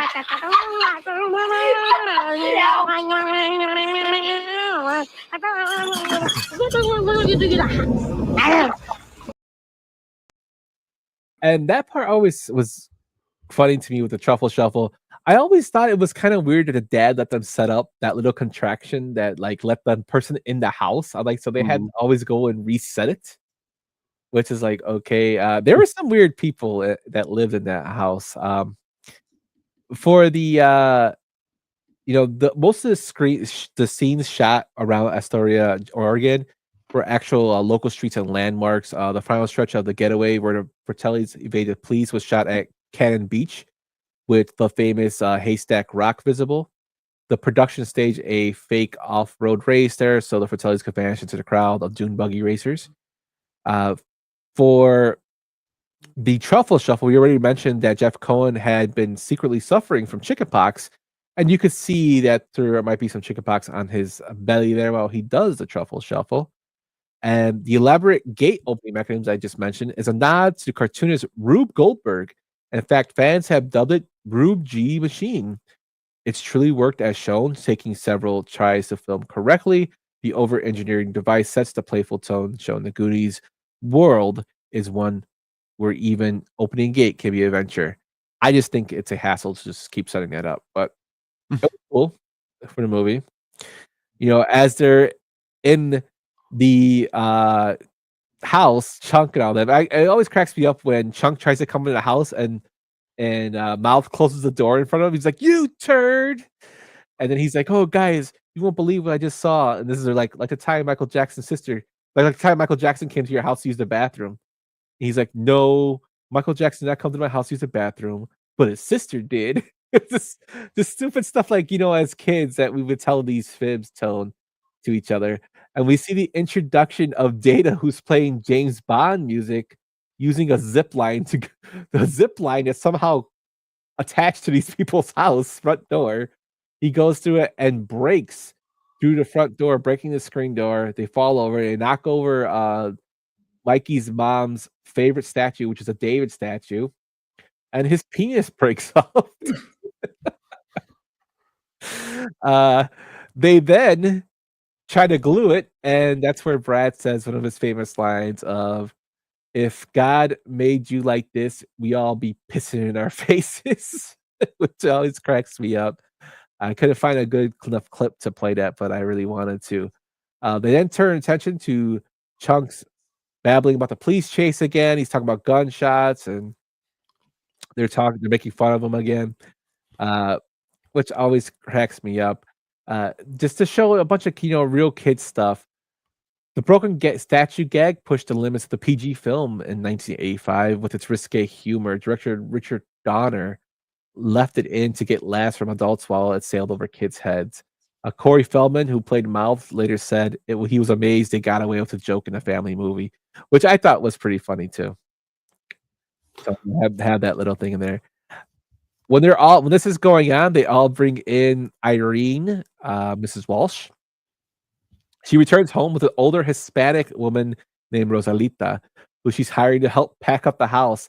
And I always thought it was hilarious how she says, "I would like the house to look really nice before they destroy it." So before they tear it down, she wanted the house to look nice. Mouth deliberately mistranslates almost every line that the mom tells him to. He tells her that there's cocaine in the top drawer, and you have to always separate the drugs. You have to be careful of where Mr. Walsh puts his sex toys. If he doesn't listen, they're gonna put her in a closet for 2 weeks with no water or food. It's so hilarious. She has the lady who plays her, Lupe Oliveros, actually speaks perfect English, which I thought was funny. She helped the writers craft Mouth's outrageous Spanish lines. And Feldman didn't speak Spanish. So she helped them pronounce it correctly. I always thought it was odd that he wanted it clean before it turned down. Like, what? Yeah, that's what I was just saying, Caitlin. Sin agua y comida. Yeah, with no food or water is what he tells her. I always thought that part was funny, and she's like, Dios mío. It's a funny scene. So what do you think about that whole Spanish shenanigans there? Oh, a great scene. Comic, hilarious, as you said, the way Feldman said all that other stuff. It's good. Yeah, just I that's what really made me fall in love with the film too, is the fact that he's like, I speak perfect English, perfect Spanish, Mrs. Walsh, and then he just proceeds to be an asshole. In a later interview, Corey Feldman said the drug drawer translation scene was one of his favorites. The studio worried it might be too much, but Steven Spielberg reportedly loved the subversive humor in it. It's an example of the Goonies being again a balanced, kid-friendly film with grown-up jokes. I don't think they could put that in a new film today. It's too much adult. So while the kids are down there, the mom is talking to Rosalina. She's basically gonna leave, and we find out Mikey's dad, Mikey and Brad's dad, actually works for a museum of some sorts.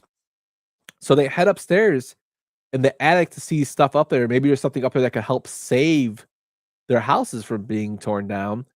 And they find, yes, adios, señorita. That's when she leaves. Mike Mouth tells her that. They go upstairs to find if there's anything up there, and they find this crazy map of crazy map of a treasure, some ciphers of maps text of One-Eyed Willie. And Mikey tells a story about One-Eyed Willie going against our Armada, Spanish Armada, and like how he had all this treasure and how he set booby traps. According to lore, Willie and his crew set booby traps to guard the treasure.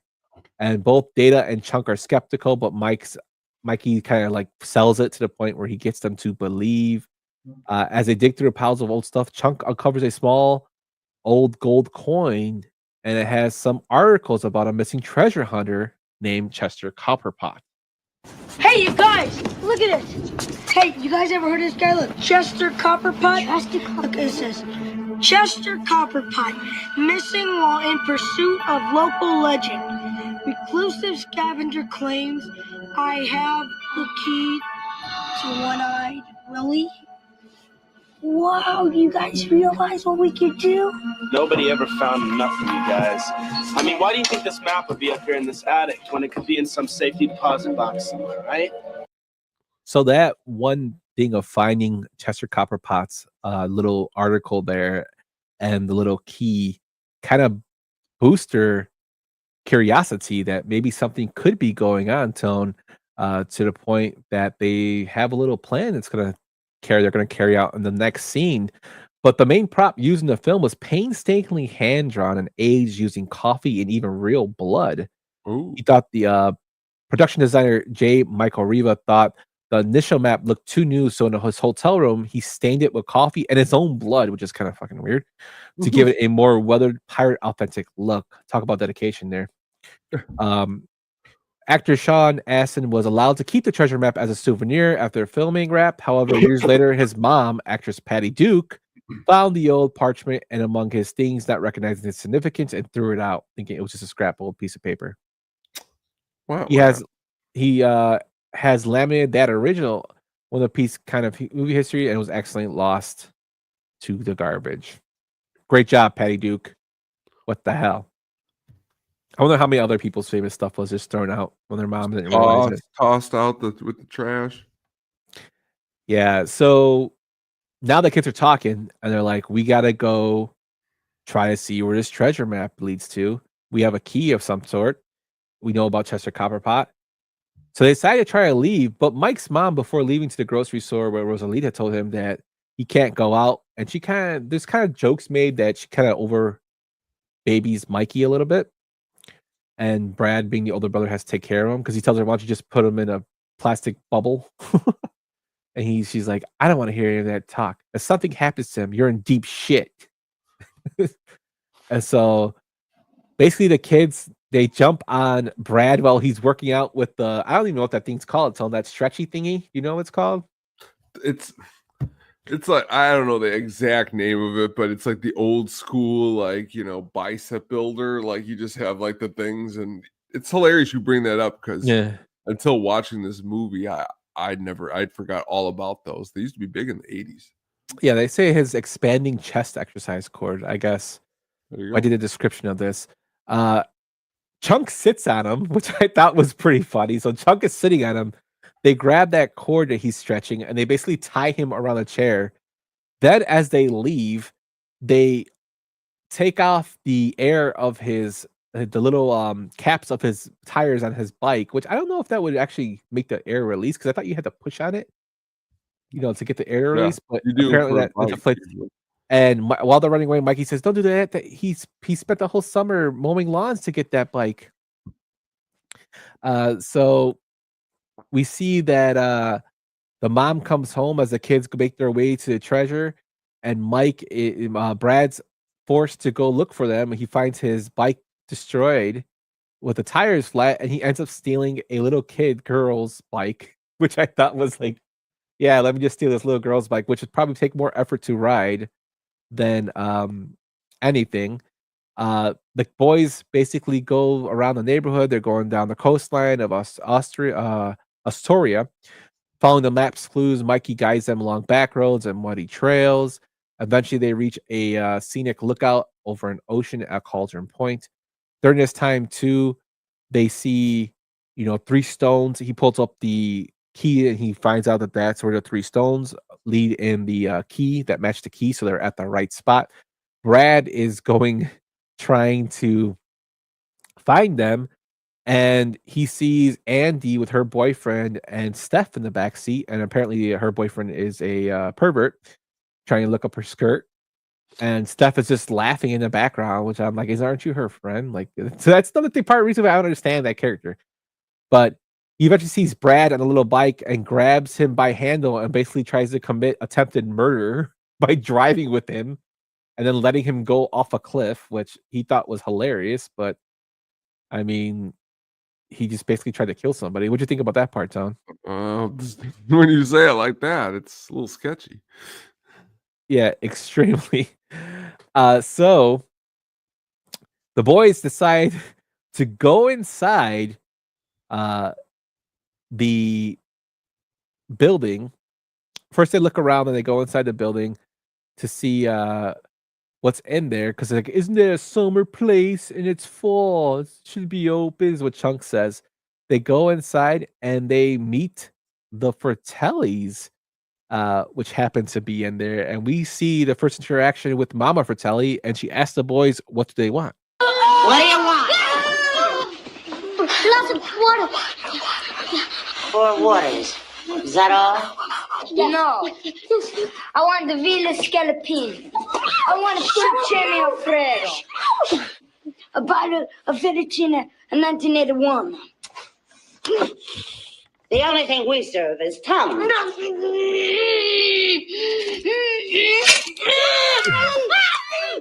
You boys like tongue? That scene always cracks me up. As Mouth, being an asshole, is asking for all these things from Italian restaurants. And the mom and the son are talking back and forth, Jake in Italian. And that's where Mouth decides to be an asshole, do that. She puts 4 waters on their table, and they're like rusted water. He's like, can I get, is there something wrong with it? And she's like, no, that's what you get. And Mikey then asked to go to the bathroom, and she said, yeah, they're asking if it's water, and she goes, it's wet, isn't it? Great job, great pull there, Caitlin. Which always correct. It's like yellow ass water. Mikey has to go to the bathroom, and while she tells him to stay to the left, or she tells him to stay to the left. He goes down there and hears somebody screaming down there. He looks and he sees somebody chained watching TV. Well, first he sees Jake throwing food at this person. And then he puts the food down and he's watching TV and he can't reach it. So Mikey pushes the tray to him. And the person looks at Mikey and scares the shit out of him, picks up the tray like it's the best thing in the world and screams. Mikey runs in right into Brad, who pushes them out and tells him, who says they're going home. The Fratellis push them out to where the mom, after she closes the door, says, kids suck. Which always cracked me up. So they're outside. Apparently, Andy and Steph have joined. Andy says she elbowed her boyfriend in the nose. He kept looking up her blouse or her skirt or something like that. They said they got to go home, but then Mikey gives this speech about there's going to be no homes. Let's see if we can find something. And eventually convincing them to go back in. He kind of like tries to pull at the heartstrings there. So they see the Fratellis leaving. Chunk tells them about the bullet holes out there, that there's bullet holes the size of, what does he say? Like cannonballs, or like, they're huge. Of course, the kids don't believe him. I love in Chunk, they're trying to go back inside while they see the Fratellis leave. It looks like a body. He's like, come on, Mikey. It's getting dark. Dinner's almost is ready. Let's just go home, because he wants to eat like a fat ass. They regroup, and basically they're looking at the treasure map again. They see the Fratellis leave. They decide to go inside and explore the place through the map. The lighthouse exterior was fake, which I thought was kind of cool. The production built the ramshackle restaurant as a temporary set at Ecola Point, Oregon, just for the film. After filming, it was torn down as it wasn't a real business. Today, if you visit Ecola State Park, you can stand where the Fratellis hideout once stood, but you'll only see coastline and trees, which I thought was really, really cool. As the boys go in, they find, nothing. There's concrete in the basement. They had to go to the basement, which is what the map is saying. And the map is actually in Spanish, which Mouth is translating, which I always thought was kind of funny. But they go downstairs and, Mikey tries to hit the floor with a hot poker, and he just basically shakes. And Brad's like, what the hell are you doing? We're getting out of here. And then Data finds the machine that prints $50 bills. It's like, $50 bill, $50 bill.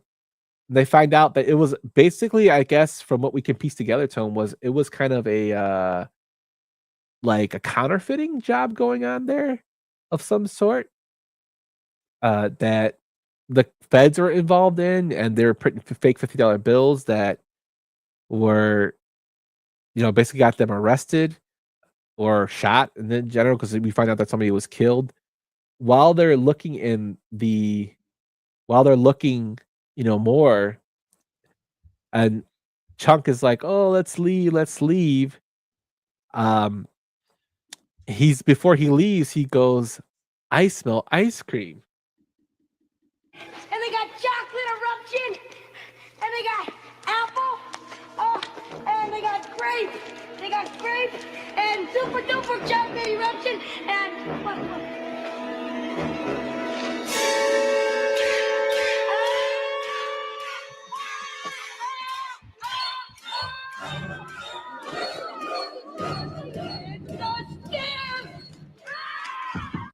Yeah, it's a stiff. Seconds later, they're freaking out about that. Prior to this, Chunk had dropped he saw the water down there. He tried to drink the water jug and there were no cups. He turned it over and broke the bottle on there, which caused water to go down the back of the furnace or the fireplace, which is actually an underground area that they later find.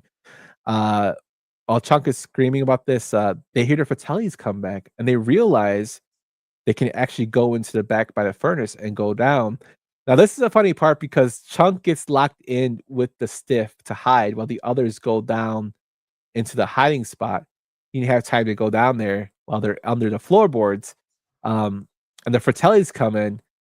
The mom realizes it's wet and she tells him to go check on the brother. And this is one of my favorite parts of the film, Tone, is right here. Let me show you this piece over here. Mom,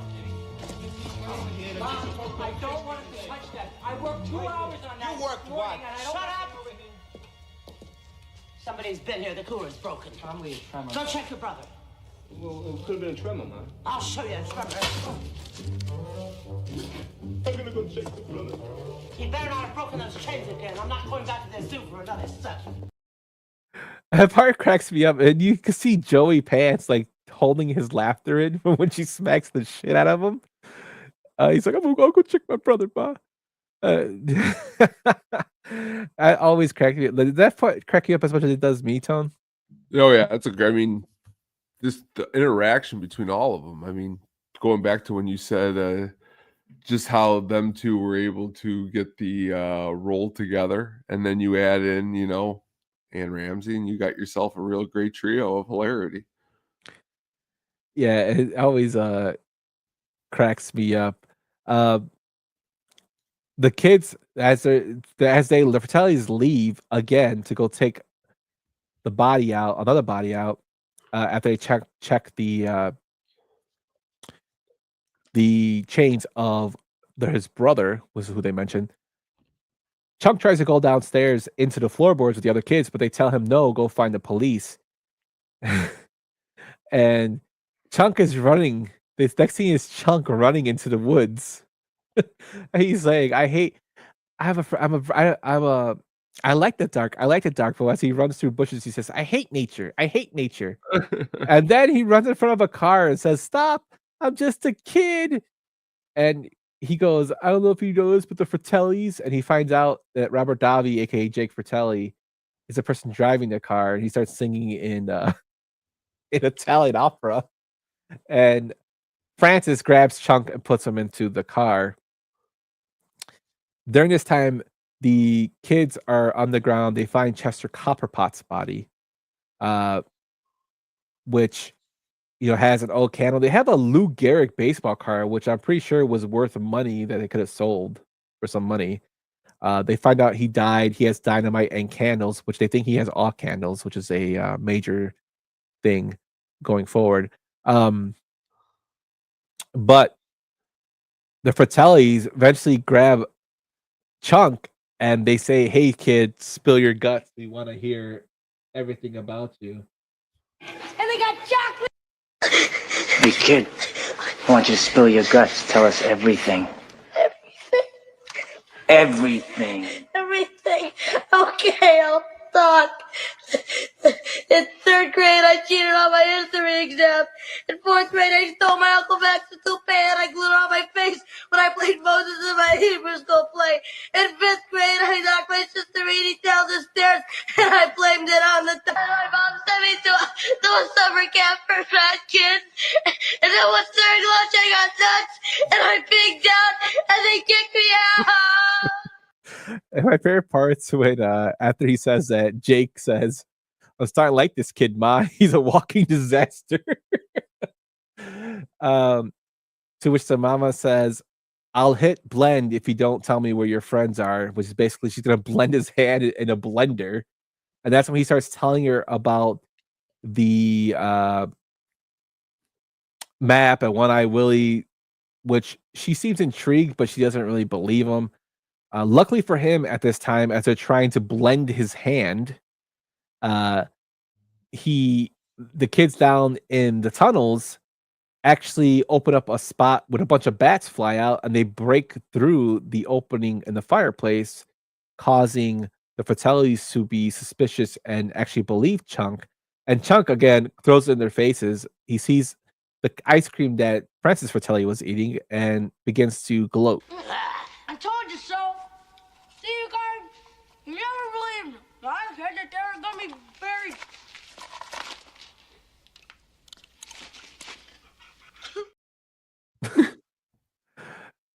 Those little parts are pretty funny. But the Fratellis decide to follow the kids, and they lock up Chunk with Sloth, who is the brother. Sloth's watching TV, and Chunk he's watching a pirate who says, "Hey, you guys," and like cuts down the pirate flag as he goes down to the ship. Chunk's side-splitting confession scene wasn't just great comedy; it was inspired by real life. The infamous fake vomit prank he describes was actually something executive producer Steven Spielberg did himself as a kid. Jeff Cohen's delivery was so believable that Spielberg was in tears with laughter watching it. Decades later, fans still quote lines like, "And then I made a nose like this." To get Jeff Cohen to cry hysterically during the blender interrogation, director Richard Donner encouraged him to think of something sad. Cohen, being a young kid, opted to just let loose and overact for comedic thought. He thought about his mom passing away when he was crying, which, it's a pretty powerful moment there to think about. But as Chunk is locked up with Sloth, him and Sloth are getting to know each other. He tries to toss a candy bar at Sloth that hits him in the head, which pisses off Sloth to no end. He starts screaming, and Chunk starts jumping up and down in his chair, which Sloth starts laughing.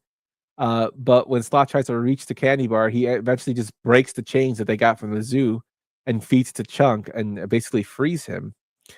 We see the kids going forward again, and as they pass through the underground, we see them pulling on these pipes and clanging on pipes to see where it goes, and they see water coming out everywhere, and there's a part where a kid goes to take a shit. I think it's Andy's boyfriend, right? He goes to take a shit, and like the water sprays up his ass. He goes, "Daddy!"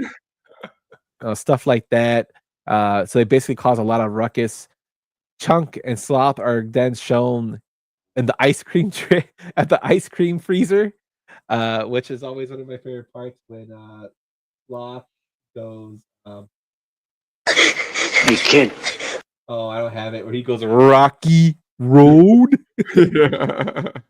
I thought I had it out here by now. He goes Rocky Road, and Chunk's talking to a cop, and basically, if you listen to what he's telling the cop, he's talking about other films, because he's telling them, well, one of the things he says, like, "Oh yes, Lawrence, like the time you said all the mafia runs all the Godfather pizza restaurants, or that time you told me about those little creatures that multiply when you spill water on them," which is obviously gremlins. But he gets hung up on because Sloth messes up the phone, and eventually they go down into the tunnel. He follows Sloth into the tunnel, where they find those pipes that they were working on, and he pushes one up, and basically, I don't know if he kills somebody or what, but some lady screams, and he goes, "Uh-oh." Which I always thought was hilarious. As they keep going down into the underground caves, the kids run into traps.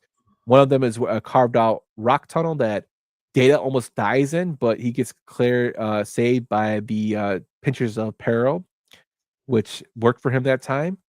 And then he tells them that they can come down there, which they throw a rope down into that area. There's spikes down, and they continue to walk down there. So basically, they're leading up spots for other people to follow them. The skeleton for Chester Copperpot the kids found was invented for the film, but the name has since been referenced in other media as homage, including songs and video games. The photo of Copperpot in the newspaper was uncredited. For years, fans speculated it was a famous actor. Even the film's construction coordinator used as the model. The sequence where the kids yank the underground plumbing was played for slapstick, but it carries a bit of symbolism. The Goonies, the kids from the wrong side of town, literally upend the comfort of snobby country club folks like Troy. Above, in the novelization, the scene is highlighted to show the class difference, regardless of the audiences mainly remember it for a hilarious image of Troy being rocketed off the toilet with water going up his ass tone. What do you think of that whole like sequence? Again, I love your descriptions of it because it just puts you back there the first time you watch it. So that's great. Yeah, it always cracked me up. We'd go on to see, the kids as they keep going down, and they go into this area of all this like coins and whatnot, which is the wishing well. It's illuminated by a shaft of light. They realize they're in the bottom of an old wishing well. The floor is covered with coins that have been tossed down by the townsfolk for making wishes. The kids are like, "Oh man, it's money!" Mouth's eyes light up. He weighs in, starts pocketing coins, thinking of the money. The troubles are over. But Steph tells him, those are other people's wishes down here. Mikey softly adds that taking them will be stealing somebody's dreams. Again, kid stuff, being innocent. Mouth in a rare series moment holds up one particular coin, says, "You seen this one? This was my wish, my dream, and didn't come true. So I'm taking it back, and I'm taking them all back." Basically saying that, he wishes to save his own house, and his wish is more important to him. During this time too, Andy's like, "I want to leave." Troy's talking to his two friends, and he says he throws a coin down the well. And his friends ask what you wish for, and he says to make it with Andy. So I'm guessing he wants to try to have relations with Andy. To which the coin comes back up at him, which I thought was hilarious. And it's Andy down there. And he's like, "What are you doing down there?" And she's like, "No, I'll explain to you later. Just help me come up here." And he lowers the, well bucket down there for her to climb on. She's wearing Troy's jacket, and she's convinced by Mikey when he says the passionate speech, and then he says the lines, "Goonies never die." He reminds them that the treasure hunt is their time, a chance to prove themselves and fight for what matters. If they give up now and let themselves be hauled up, then it's over. The rich people above have their time win, and the Goonies will lose everything. One by one, the group chooses to stay. Andy, moved by Mikey's words and fed up with Troy's attitude, decides to trust her friends. And instead of climbing out, she places her jacket with Troy's varsity lettersman sweater into the bucket. Above, Troy reels up the bucket, likely to find his own sweater and no Andy. He gets really upset and says this line: Andy! You Goonie! What'd you think about that whole little "you Goonie"? I like that you put that clip on it. That's good. I think it's again as I like this right here. The most cringe line. definitely cringe. Yeah, the way he does it, he sells it. I mean, I gotta give it to him. He sold it, man. Can you play it one more time? Yeah. Andy! You Goonie! Just the echo at the end. But even as a kid, I always thought, how did he not know he wasn't pulling her up? I mean, he would have felt the weight, right? Even though his friends were helping him pull, they still would have felt the weight of her. Yeah. So I that's part, but whatever. They keep going forward. Eventually, one of the cool parts they go to, Tone, is they come up with a pipe organ of bones where they have to play it to it's with fingers, and they serve as keys, and then bellows of stretched skin, form the instrument's body. It's an equal parts fascinating and terrifying. At the far end of the chamber looms a large stone door with no obvious handles, only a keyhole shaped like the copper bones artifact Data took from Copperpot. Inscribed above the organ is another clue in Spanish. Mouth translates it to say, "Ye intruders beware." Play the notes right, something ye will be rewarded, but if you make a mistake, then basically they're gonna die. Andy, who says she took piano lessons years ago, volunteers while trembling. She's the only one who even might play an organ. Mikey hands her the map where the musical notes are on the back of it and shows her the clues, and she's scared. At this time, the Fratellis are coming. And this is where Data, I think, he tries to grab Data, and Data punches him with the boxing glove in his coat, and then he puts slick shoes out, so oil's on there. They fall on their nuts, and they get. That's one of my favorite parts too. I wish I would have got the clip for it, but I couldn't find it. When they're on the log tone, and the water just comes and pushes them away, and she's like, "Oh, go help your brother." He falls, and Jake falls and on his nuts basically, and the tide comes through and basically like forces them away. They're like, "Oh," they just fall into the water. While Andy is trying to play these notes, at first nothing happens when she presses the buttons, and then a section of the floor abruptly drops away, revealing a black abyss beneath. She played the wrong note. The kids scramble back from the edge as they realize the trap. Every wrong note causes parts of the floor to go away. She's like, "Oh God, I only got to the 3rd grade of piano lessons." Andy wails, but she steers herself and tries again, with Steph coaching her and Brad encouraging her. One correct chord, the door slowly opens, progressing. Again, she plays another one as outside Data is fighting the Fratellis. They're trying to keep them away. Eventually, she plays all the right notes. The door opens. They run away just in time before the Fratellis almost basically shoot them, which I thought was cool. The bone organ, which set piece, is one of the film's most striking visuals. The production design team actually crafted the organ out of fiberglass and molds to resemble bones. None of it was real human remains, of course, hopefully. I guess I never watched Poltergeist 2. The sound it plays was added in post-production, blending eerie organ tones with clacking sounds. In the DVD commentary, the actors recalled the bone organ scene was practically challenging to shoot. Water was pouring in, the set was complex, and timing the collapsing floor sections required a lot of coordination. Carrie Green, who played Andy, really had to pretend to play the notes, and she joked that despite not actually playing piano, her fake keystrokes in the film somehow convinced many fans that she knew the tune by heart. Yeah. While they're running away, the kids go through this tunnel, and as they step forward, they suddenly give way to slick tunnel chutes, which are like little slides. Okay. Low key missed the Goonies slot machine at the casino.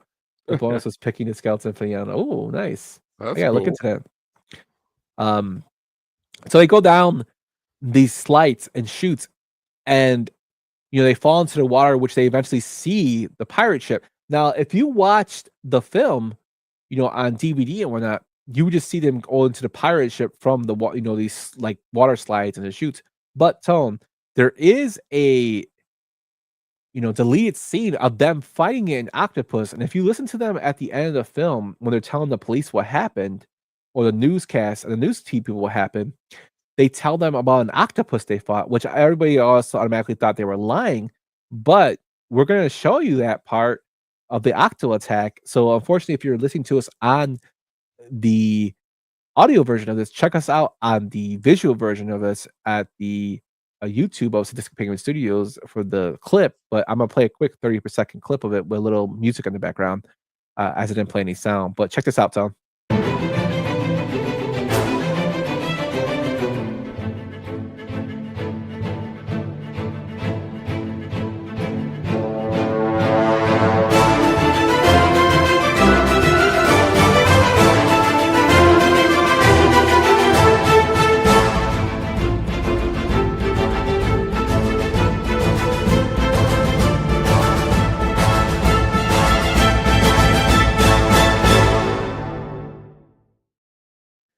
Isn't it kind of funny that the Walkman saved them, that somehow was working in the water? Yes, very funny. Checking in on the way to dinner, Yumper and Tony. You Goonies! Andy! You Goonie! So what'd you think of that whole octopus scene? Interesting. It gives me some Ed Wood vibes, but also I think if they kind of cleaned it up, it would have actually worked pretty well in the movie. Yeah. So you can actually see that scene if you have the DVD. It's on the lead scenes, which I thought was pretty cool. but I thought I show it. Caitlin said she's standing in for Sam's absent ass. Queen ass is here. King ass is on the way to dinner. So during this, they go and explore, and they're looking at the pirate ship. They're looking at how cool it looks. They're trying to see, what's here. They're not finding any treasure, and it's showing the map is just showing that they're going down to a cannon area, which pisses Moth off because he's like, "Where's the gold?" And if I were him, I would have felt the same way, that the pirate ship basically didn't lead to anything at the time. The cool thing is the pirate ship was one of the movie's grandest moments. The production team built a full-size 105-foot pirate ship for filming, based on the ship from Earl Flynn's The Seahawk for inspiration. Director Richard Donner wanted the kids' reactions to be authentic, so he kept the completed ship hidden from the young actors until cameras rolled. The first time they saw it, their astonishment was real. In fact, it was too real. Several of them shouted "Holy shit" out loud, ruining the take. They had to reshoot without swearing, but those wide-eye expressions in the film are genuine. After filming, the beautiful ship was offered to anyone who could take it. It was even used for Cyndi Lauper's music video tie-in. When no one claimed it, sadly, the Inferno was dismantled and scrapped. All the effort and craftsmanship sailed off into movie history. So that kind of sucks, Tom. It does. But while they're arguing down in the cannonball chamber, they see somebody hits a contraption which eventually bust out the top, I guess, of the ceiling of the chamber, revealing an opening to which Mikey climbs up in. He opens it and sees a bunch of pirates sitting around a bunch of gold. He climbs up there, sees One-Eye Willie, and tells him that he's the first Goonie, thanking him. And he looks at his eye, which I always thought was kind of crazy. Like, he wanted to see his eye, and then he got scared and put it back. Tell him, to see he had no eye, which, his name is One-Eyed Willie. One-Eyed Willie. What would what do he look like? As he's up there, the other goodies kind of come in, and they start filling their pockets, hats with whatever they can grab of golds and gems. Data marvels at the shiny emeralds. Steph and Mouth scoop up coins. Annie picks out a gold necklace in wonder. Brad finds a long string of pearls, drapes it around Mikey, calling him Mikey the Rich. Basically, they're going apeshit over all this stuff. They try to grab some stuff by Willie, which Mikey tells them, no, that's Willie's. He pours out his marbles and puts gems into his little marble pouch. He also remembered the final clue. He who takes the plate of Willie will incur the wrath or something anonymous, so he warns them not to take it. That's for Willie. Just as I think of it's over, the Fratellis come up with their guns. They make them spit out, basically take away all their gems. Mouth has so much crap in his mouth, like pearls and diamonds, to where Mama Fratelli says, "Oh my god." She basically makes them walk the plank. They get jumped off. But before this happens, they are actually saved by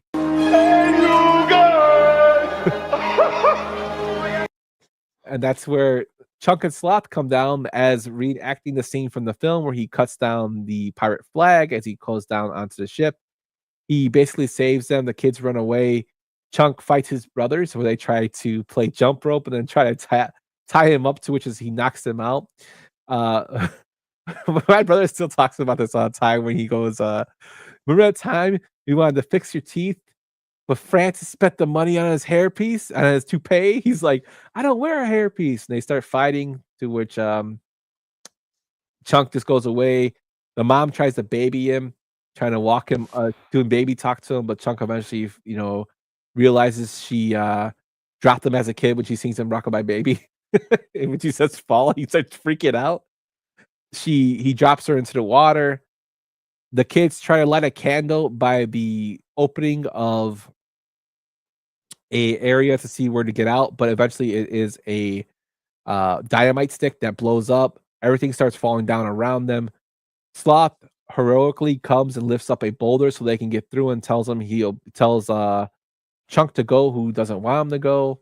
But the kids pull Chunk out as they go to the beach line. Sloth goes back to his family. and the kids are basically running out the street, the beach, where they find their family members and police there that were looking for them. Data sees his family, his mom, dad. Chunk sees his family, and they bring a pizza for Chunk, which I thought was hilarious. Mikey sees his family, and he's telling his parents that he's sorry, he could have saved it, but he had to let it go. But just then, Sloth comes up with the Fratellis, and that's when the kids go to protect Sloth because the cops are going to shoot him. The cops are just going to shoot Sloth. And I love how Chunk holds up a pizza box like it's going to do something, but they protect Sloth from getting shot. Yeah, she says, "I only dropped you once." It's what she tells him, or twice. But as they tell a story about their adventures to everyone, Troy and his dad are there and tell Walsh to sign the papers to basically their house, to which he's going to sign because he only had till morning. It's morning right now to sign over the house. But as Rosalita is looking through their belongings, she finds Mikey's little marble bag, and there's gems in there, Tone. And she screams out in Spanish, "Don't sign," to where the kids prevent him from signing. And the dad has a pretty cool moment when he says, "There'll be no more signing today or ever again."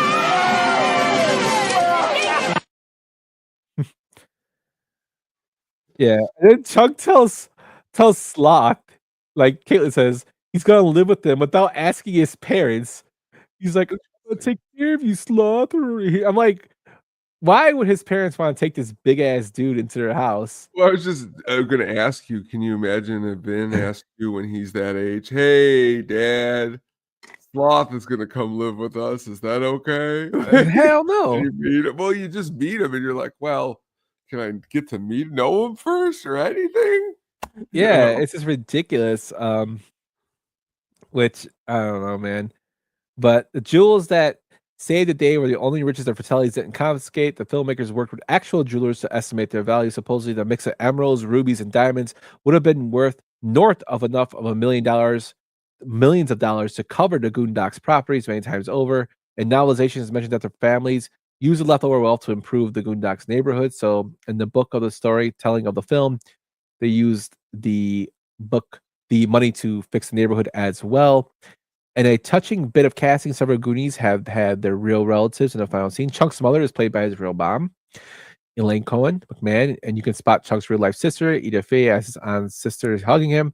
Even the film's cinematographer, Nick McLean, makes a cameo as Mouth's father on the beach. And yes, the gray-haired deputy talking to the kids as Richard Donner in a cameo. He couldn't resist appearing in the happy ending. And then as they are all happy and celebrating, we see the Inferno sailing away, and he says, "Good God, Mary," what does he say? "Good Lord, Mary of God," or something like that, Mother of God. The film ends with the Cyndi Lauper song playing out, because Goonies never die, bro. And that is our breakdown of the Goonies, my friend. What do you think of the film, Tone? It's actually a great movie, and it's a great, like I said, it's cool that it all like kind of takes place within like this period. Like it's not like 5 days. Like me and my friends have had these conversations before, like where movies can only take place in 1 day, 4 days, a couple hours. This one only takes place, less than 24 hours. You know what I mean? It's cool, but it's cool all the stuff and all the turns and twists. It's a good one. Yeah, total click kids film. Loved it. There's a lot of funny scenes in it. Chunk does have a lot of comedic scenes. He just annoyed me in certain areas, but very overall great flick. Highly recommend if you haven't seen it. Definitely check it out. The soundtrack's awesome. It's got that 80s vibe, but it still holds up to today. You want to get into some critical receptions and fans theories, Tony? Let's do it.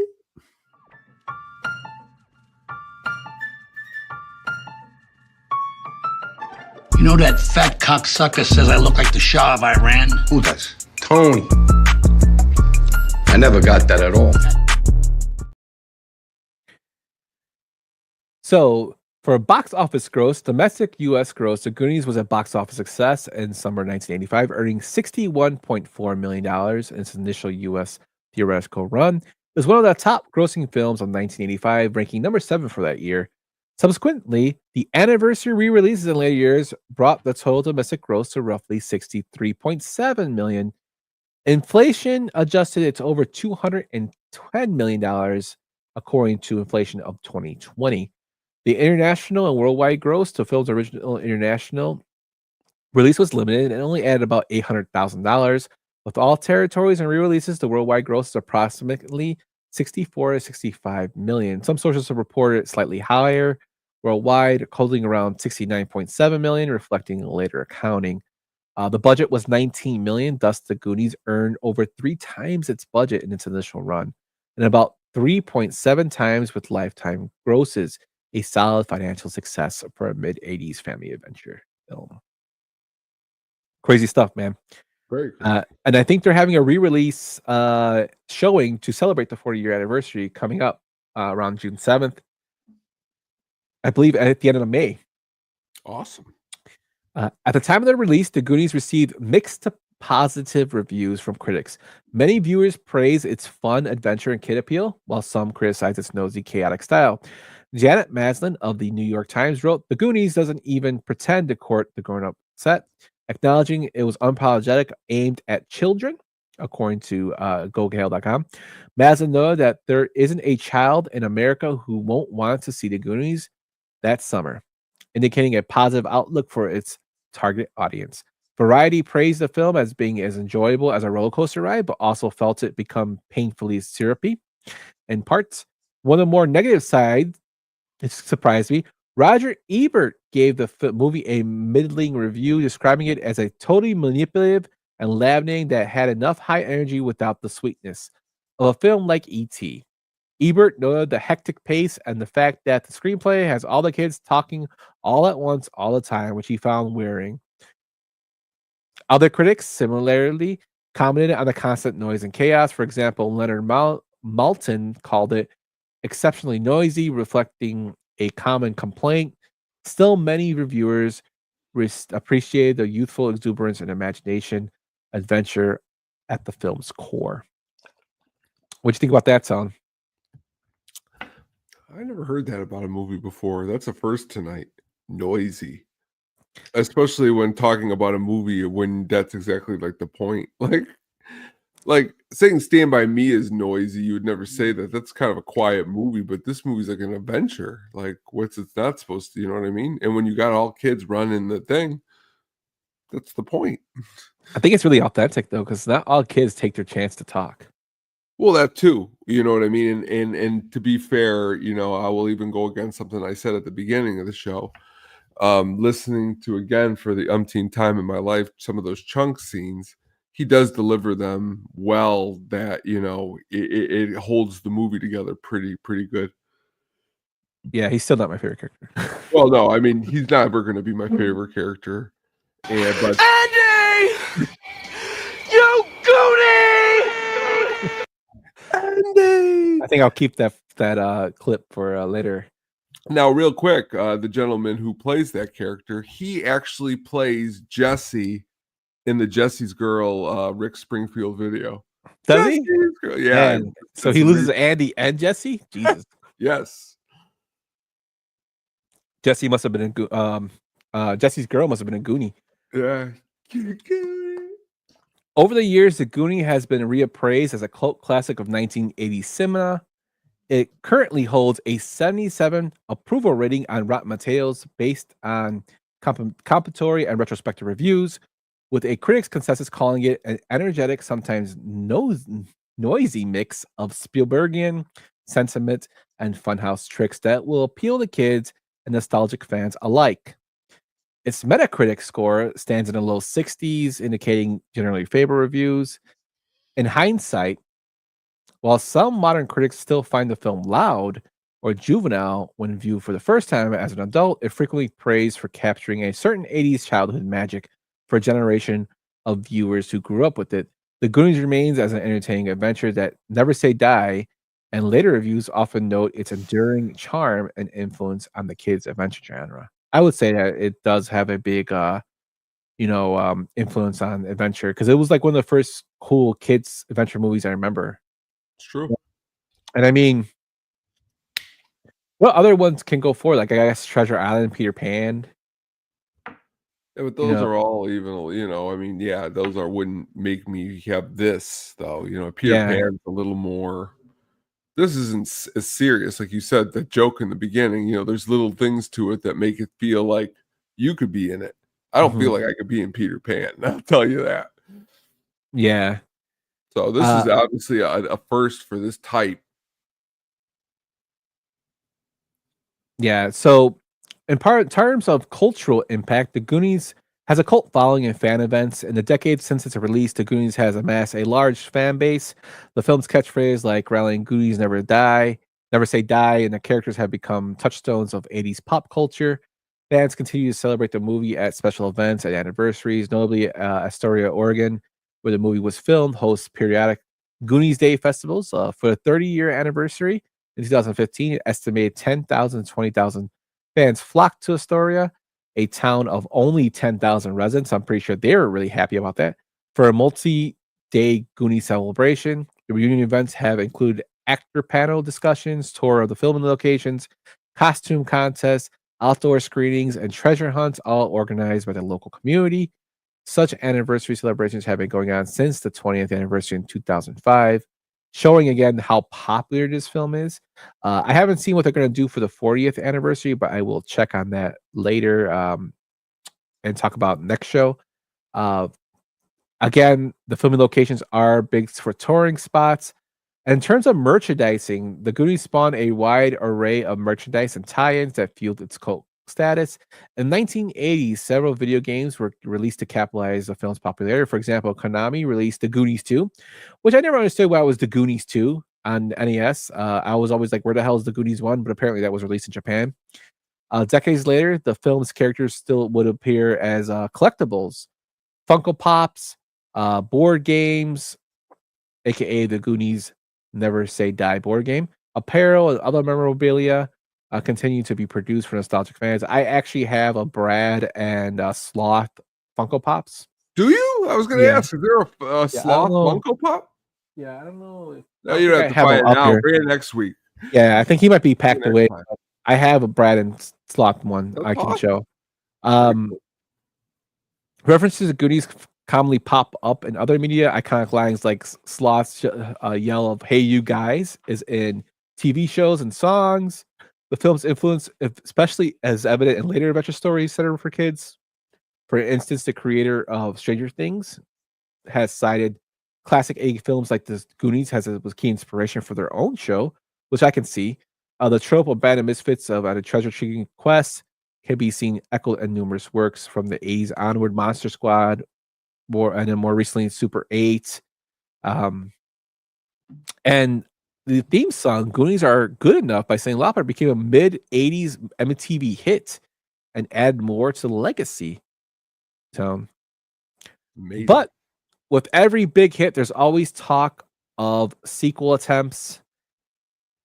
Well, despite its popularity, Goonies never had an official film sequel, but not for lack of trying. Over the years, there have been persistent sequel rumors and development attempts. Director Richard Donner and producer Steven Spielberg have periodically discussed ideas for the Goonies 2. Spielberg acknowledged that folks involved with the Goonies have tried to get a new film going many times, but every couple of years we come up with the idea, but it doesn't hold water. Various sequel scripts or concepts floated around Hollywood. Corey Feldman, who played Mouth, once quipped that every few years, someone pitches him an idea. Donner himself sparked excitement in 2014 by telling TMZ that a sequel with the original cast was in the works, but nothing concrete materialized from that. One obstacle often cited is that the original child actors grew up, so finding a story that logically continues their adventures or passes the torch to the new generation proved difficult, and the filmmakers didn't want to tarnish the original legacy and subpar follow-up. In lieu of a sequel film, the franchise saw other creative revivals. In 2015, Donner announced plans for an immersive off-Broadway theater production of the Goonies, describing a live experience where audiences will explore the sets and interact with actors in a warehouse, science adventure. As of the late 2010s, the stage project was still in development, with Donner saying it will take another year or so, but it's going to be wonderful. An exciting prospect for fans, though it has yet to debut. There was also an attempt to bring a Goonies-inspired TV show to life in 2020. Fox ordered a pilot for a drama series about a group of kids reenacting the Goonies and filming it as a fan project. The meta concept, essentially a tribute within the new story, had backing from Warner Bros. And even Donner as the executive producer, but ultimately the network decided to pass on it. The original cast members, however, and we talked about this before, have never shied away from their Goonies legacy. Through the years, there have been numerous cast reunions, magazine spreads, and conventions brought the gang back together at 20 and 25-year milestones, including a memorable Empire magazine shoot in 2009 and an on-stage reunion panel in 2010. For the film's 30th anniversary in 2015, several actors, Sean Astin, Corey Feldman, Ke-Huy Quan, and others returned to the story for a big fan celebration. More recently, during the COVID-19 lockdown in 2020, actor Josh Gad hosted a popular Zoom reunion featuring the popular cast, Donner, and even Spielberg, a joyful element that delighted fans worldwide and raised money for charity. These reunions have continued, and they show the camaraderie of the Goonies. Now, Tom, we mentioned that there was actually talk about the sequel coming out or being made. We know that Josh Cohen's not going to come back as Chunk because he's an entertainment lawyer now. Do you think this is actually going to get made, or is this they should just let it just be as is? I think and if it happened like this, I think I could be aboard as like if it was like a new group of kids. And somehow maybe like the Ghostbusters movies, the newer ones, they just work in some of these characters. Because I'm not, we did say Corey Feldman was a good actor. I'm not saying that now I would trust him to carry this movie. Honestly, the only one you're really going to get out, you got Josh Brolin and you got, how do you, I don't want to mess it up. Ke-Huy Quan. Yeah, and you got him, and those are really who all you have out of this group that are really going to act in this movie. And I guess you could say Sean Astin, but I guess if you wanted to, you could move Sean Astin over to Chunk now. No, that's rude. I'm sorry. That's not nice. That's not nice. You don't want to do that. That deserves a wow from Christopher Walken. But I'm just gonna. The point of the matter is that everybody isn't in the position anymore that they used to be. So the problem is that I have is that I don't know anything that I love. I don't know if they said we're doing Big Trouble in Little China and we got every single of the old actors, Lopan's playing Lopan, Thunder's playing Thunder, and I'm over here going, yeah, I'm excited. I mean, these guys are older. I mean, are they going to be in the same shape? Shout out to David Lopan. He commented on our Big Trouble in Little China short. That's true. But again, I'd have to wait and see a little bit more. As would I. Even for Big Trouble in Little China, there were rumors that there was going to be a sequel coming out. Dwayne Johnson, The Rock, his studio had picked it up, which caused a big time public outcry, even from John Carpenter. I'm sorry, I was reading Caitlinson. She said, every time I watch 50 First Dates, I'm like, that can't be Mikey. Yeah, he was having weird wet dreams and doing steroids. But even he said that he wouldn't know what to do with it. It caused so much backlash that The Rock had to come out and say, "Oh, his character is not the new Jack Burton. This is a different." But even to the point where Kurt Russell has come out and said that he would be willing to come back as Jack Burton only if John Carpenter directs. And if they're going to do that, they have to get on that pretty quickly because both those men are in their 70s. Carpenter is in his late 70s. Got some bad news. I personally, as any film producer, wouldn't hire Carpenter to do the movie. Because honestly, Carpenter's last 4 or 5 haven't really been great. And not only that, I don't think he can put together a production of what Big Trouble in Little China would need at this point. I mean, you could bring him. I do agree with you there because Carpenter is older, but he's good. I would put him on as like if he could be a producer. If he comes on and you have like a Jordan Peele, I'm not a big fan of Jordan Peele stuff, but Jordan Peele's such a big fan of John Carpenter. Like, I think those two would match go with together that. really well, and he can maybe do something when Carpenter could be go with that. executive producer on it. That'll be kind of cool. But to have them, it's probably not going to happen, but it'd be kind of cool. So the Goonies sequel, I highly doubt it's going to happen. But we can always think about it. And sometimes movies are not meant to have sequels, man. Just let it go. It's true. I say that, and yet I want a John Wick 5, even though he's dead.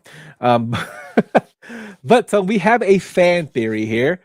And the fan theory is by Street Choice 1038 from the good old cesspools of the Reddits of the movie fan theories. The fan theory is titled The Goonies. Data is descended from the pirate that escaped One-Eyed Willie's tunnels. Now, if you did watch the film, you could explain. They did ask the question in the film, well, how did the story get out? And he said, that's what I asked my dad. And he said, one of the guys had to get out, and that's how they got the story. Well, this is what Street Choice says. He says, it may not be the first to point out, but I couldn't find it anywhere else, so here it goes. In the movie The Goonies, Mikey and his Goonie pals find a map in Mikey's attic to pirate One-Eye Willie's buried treasure. The story, as recounted by Mikey, goes that Willie and his band of not-so-merry pirates were trapped in the caves off the Storius coast for years with their ship full of treasure, digging tunnels and setting booby traps with no one escaping. The kids immediately posited that someone must have escaped since the story had come out with the map, and we can assume this would have come to be true. We can also assume that the pirate that escaped would have had to have knowledge of the booby traps as well as either the architect of them or either assisted in building them. I would argue that he was the architect of the traps to know them so well so he could escape through them. More on that point later. I will guess that he was likely the last one standing during the final pirate massacre that the Goonies come upon centuries later. Once Willie and everyone else was dead, he was free to escape through the tunnels. He set the booby traps on the ship and made his way to the surface. He created a map to find his way back later. As the last of the surviving pirate, the treasure belonged to him, making him something of a king among lesser men.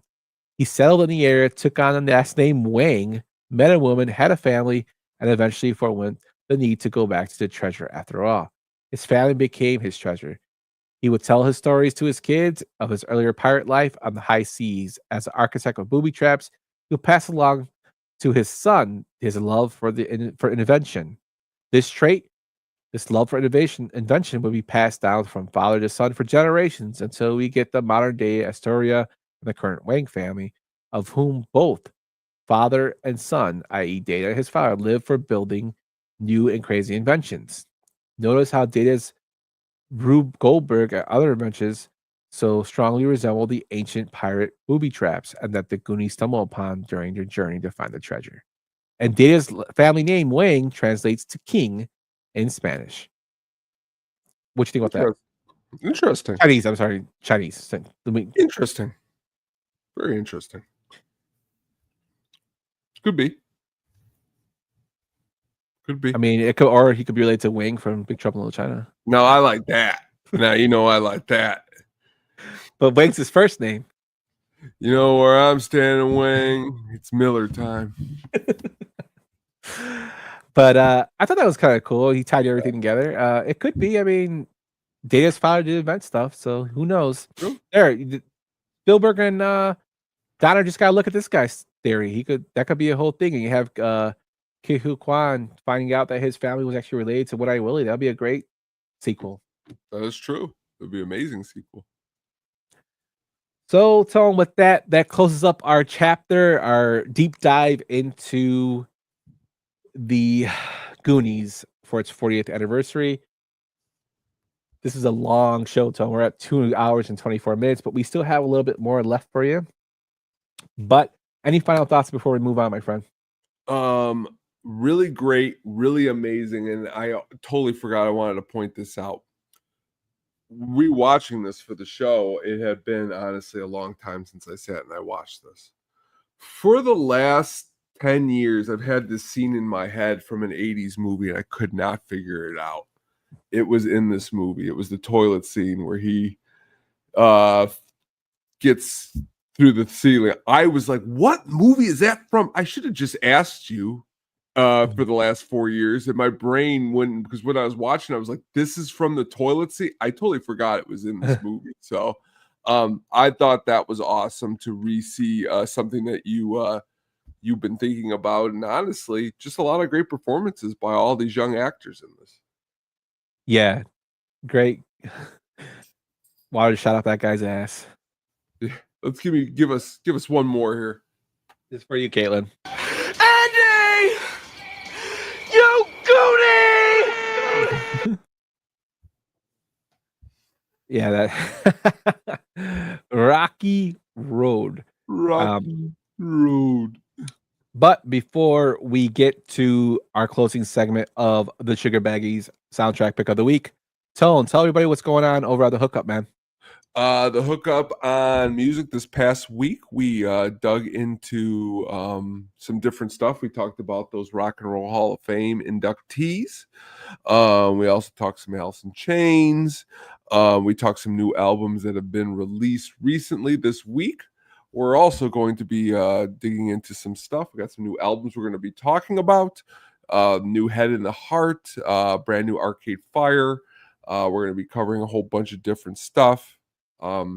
Also, please keep looking out. I know we've been talking about it, but I'm feeling like really closely here, we're going to start pumping out some articles on the regular and not stop type of stuff. So keep looking out on the sadisticpenguinstudios.com for all different kinds of stuff and all the other awesome stuff that we're going to be working on. Sheriff, look, this time I'm telling you the truth. I'm locked inside the Vitelli's basement with this guy. Sheriff, look, this time I'm telling you the truth. I'm locked inside the Vitelli's basement with this guy. Rocky Road?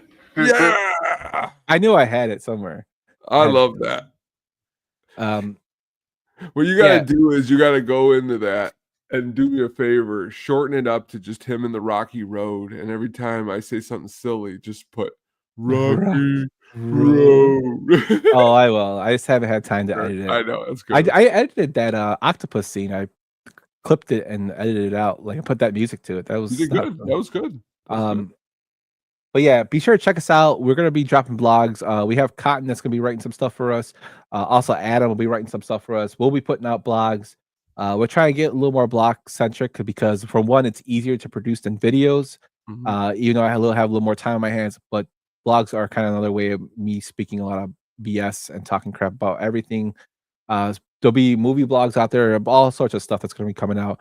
Also, shout out to Keelan, who's been pumping out stuff on the Blue Sky, pumping old archived poster and blogs that she's been doing for us there, keeping that kind of going to get us a little outreach, a little reach there. Be sure to check out It's Getting Drafty in here. Brian is on a little sabbatical right now because of work, but he'll be coming back in a few weeks to have a show. But check out all the old shows. Mr. Hand dropped a collector's corner last week. Really, really good stuff. He's really, really popular on the TikToks, man. When I separate his clips into shorts, people love to watch his stuff and argue either with his takes on sports. But he gets like his clips are getting like 1,500 to 2,000 views on the TikTok, and our shorts are getting about that much on the YouTube. We actually surpassed, I believe, 390,000 channel views for a small channel, so that's pretty cool and growing. So thank you for everyone who has supported us these past we're 3 years now, aren't we, Tom? 3 years? Yeah. So we really, really appreciate you guys. We are creeping up ever closely to that 100th episode. We got a couple ideas we're kind of spitballing around, but we'll be getting there. Be sure to check us out on Sadistic Penguin Studios as well. And thank you guys always for listening and watching. And with that, Tone, let's go straight into your segment. The Sugar Baggies Soundtrack Pick of the Week.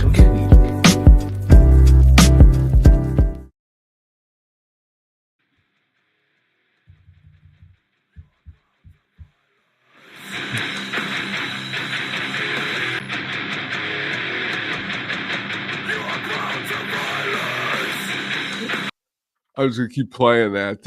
We are going with some new metal soundtrack this evening. We're going to the Thomas Jane Punisher soundtrack, which I had totally forgotten about. And it was brought to my attention because some of these bands I've had on my playlist recently while I've worked out. But go to Queens of the Stone Age, Never Say Never, which is a real cool cover of a Romeo Void song from 1982. Which definitely I am a big, huge fan of Queens of the Stone Age. But the soundtrack itself was released in March 23rd, 2004. Can't believe this movie is that old already. A lot of different artists on here, ranging from metal, also like grunge metal, like Puddle of Mud, and there's even some Nickelback, yes. There's also Seether with Evanescence, Amy Lee, Smile Empty Soul, Trapped, Chevelle, Damage Plan, which were the gentlemen from Pantera, with Jerry Cantrell, Finger 11. What you just heard me play right there was the amazing Hatebreed, which I didn't even know Hatebreed was ever on a soundtrack until I was doing research for this, because I probably haven't listened to this since 2003. But again, it's interesting, like we were talking about the Goonies earlier, that I didn't even remember that this soundtrack was even around until I was at a UCD store and I picked it up and I was like, oh yes, I did remember this came out. So I just thought it would be an interesting one to talk about tonight, because it's another one that kind of like sneaks under the radar with some new metal, hard rock, post-grunge, alternative metal, whatever you want to call it. Yeah, definitely. I totally forgot Slow Chemical was on there, and Jim Johnston, who wrote the song along with Finger 11, which I thought was crazy. He's credited on to, at least on Wikipedia, is that song was used for Kane for his entrance for like a long time. That's probably like my favorite entrance song to him. See, I didn't even see that's awesome facts right there that you're sharing here. I didn't know that. Yeah, he came out with Finger 11. Yeah. But just so many, like Drowning Pool, Puddle of Mud, Nickelback, Queens of the Stone Age, Seether. I really like Seether. Amy Lee, Evanescence. You just so many good people on here. I'm like, I totally forgot. This movie is horrible. Oh, I know it's one of King Ass's favorites, but it's horrible. But yeah, the soundtrack is awesome. So it's follows that genre. Horrible movie, great soundtrack. The one thing I will say is that I just always think about the amazing John Travolta's bad guy turn in the movie, which is just really ridiculous. And he kills his wife. Oh man. Doesn't he throw her on a train or something like that? Oh man, I saw it once and I've kind of haven't seen it again since then. I think the last time I watched it was when Sam came on to defend it. But if you watched it again after that, that would have been interesting. Because no, that would have meant you would have watched this Punisher within like 4 months of each. No, no. John Travolta playing bad guy gangsters. I mean, he was horrible in Gotti too. Howard Saint was his name. Oh God. But good soundtrack, Tone. Good pick, man. Thank you. And with that is the closing of our show. We thank you so much again for listening, watching, commenting. Shout out to Caitlin Reed. Shout out to Roxy, who's on her bachelorette party. Shout out to Sam out there in their comments. If you want to join in the comments, just hit us up on the YouTubes. We go live every Friday, unless noted, at 8:15 p.m. at the Sadistic Penguin Studios YouTube. You can jump in the comments there, and we'll read you out what you're saying and all that good stuff. And what the last thing we're going to do before we leave is say this. Andy! You Goonie! Deuces. Thanks for listening to the At The Show podcast, a Sadistic Penguin Studios production. Game over, man. It's game over. What the fuck are we gonna do now? What are we gonna do? Maybe we could build a fire, sing a couple of songs, huh? Why don't we try that?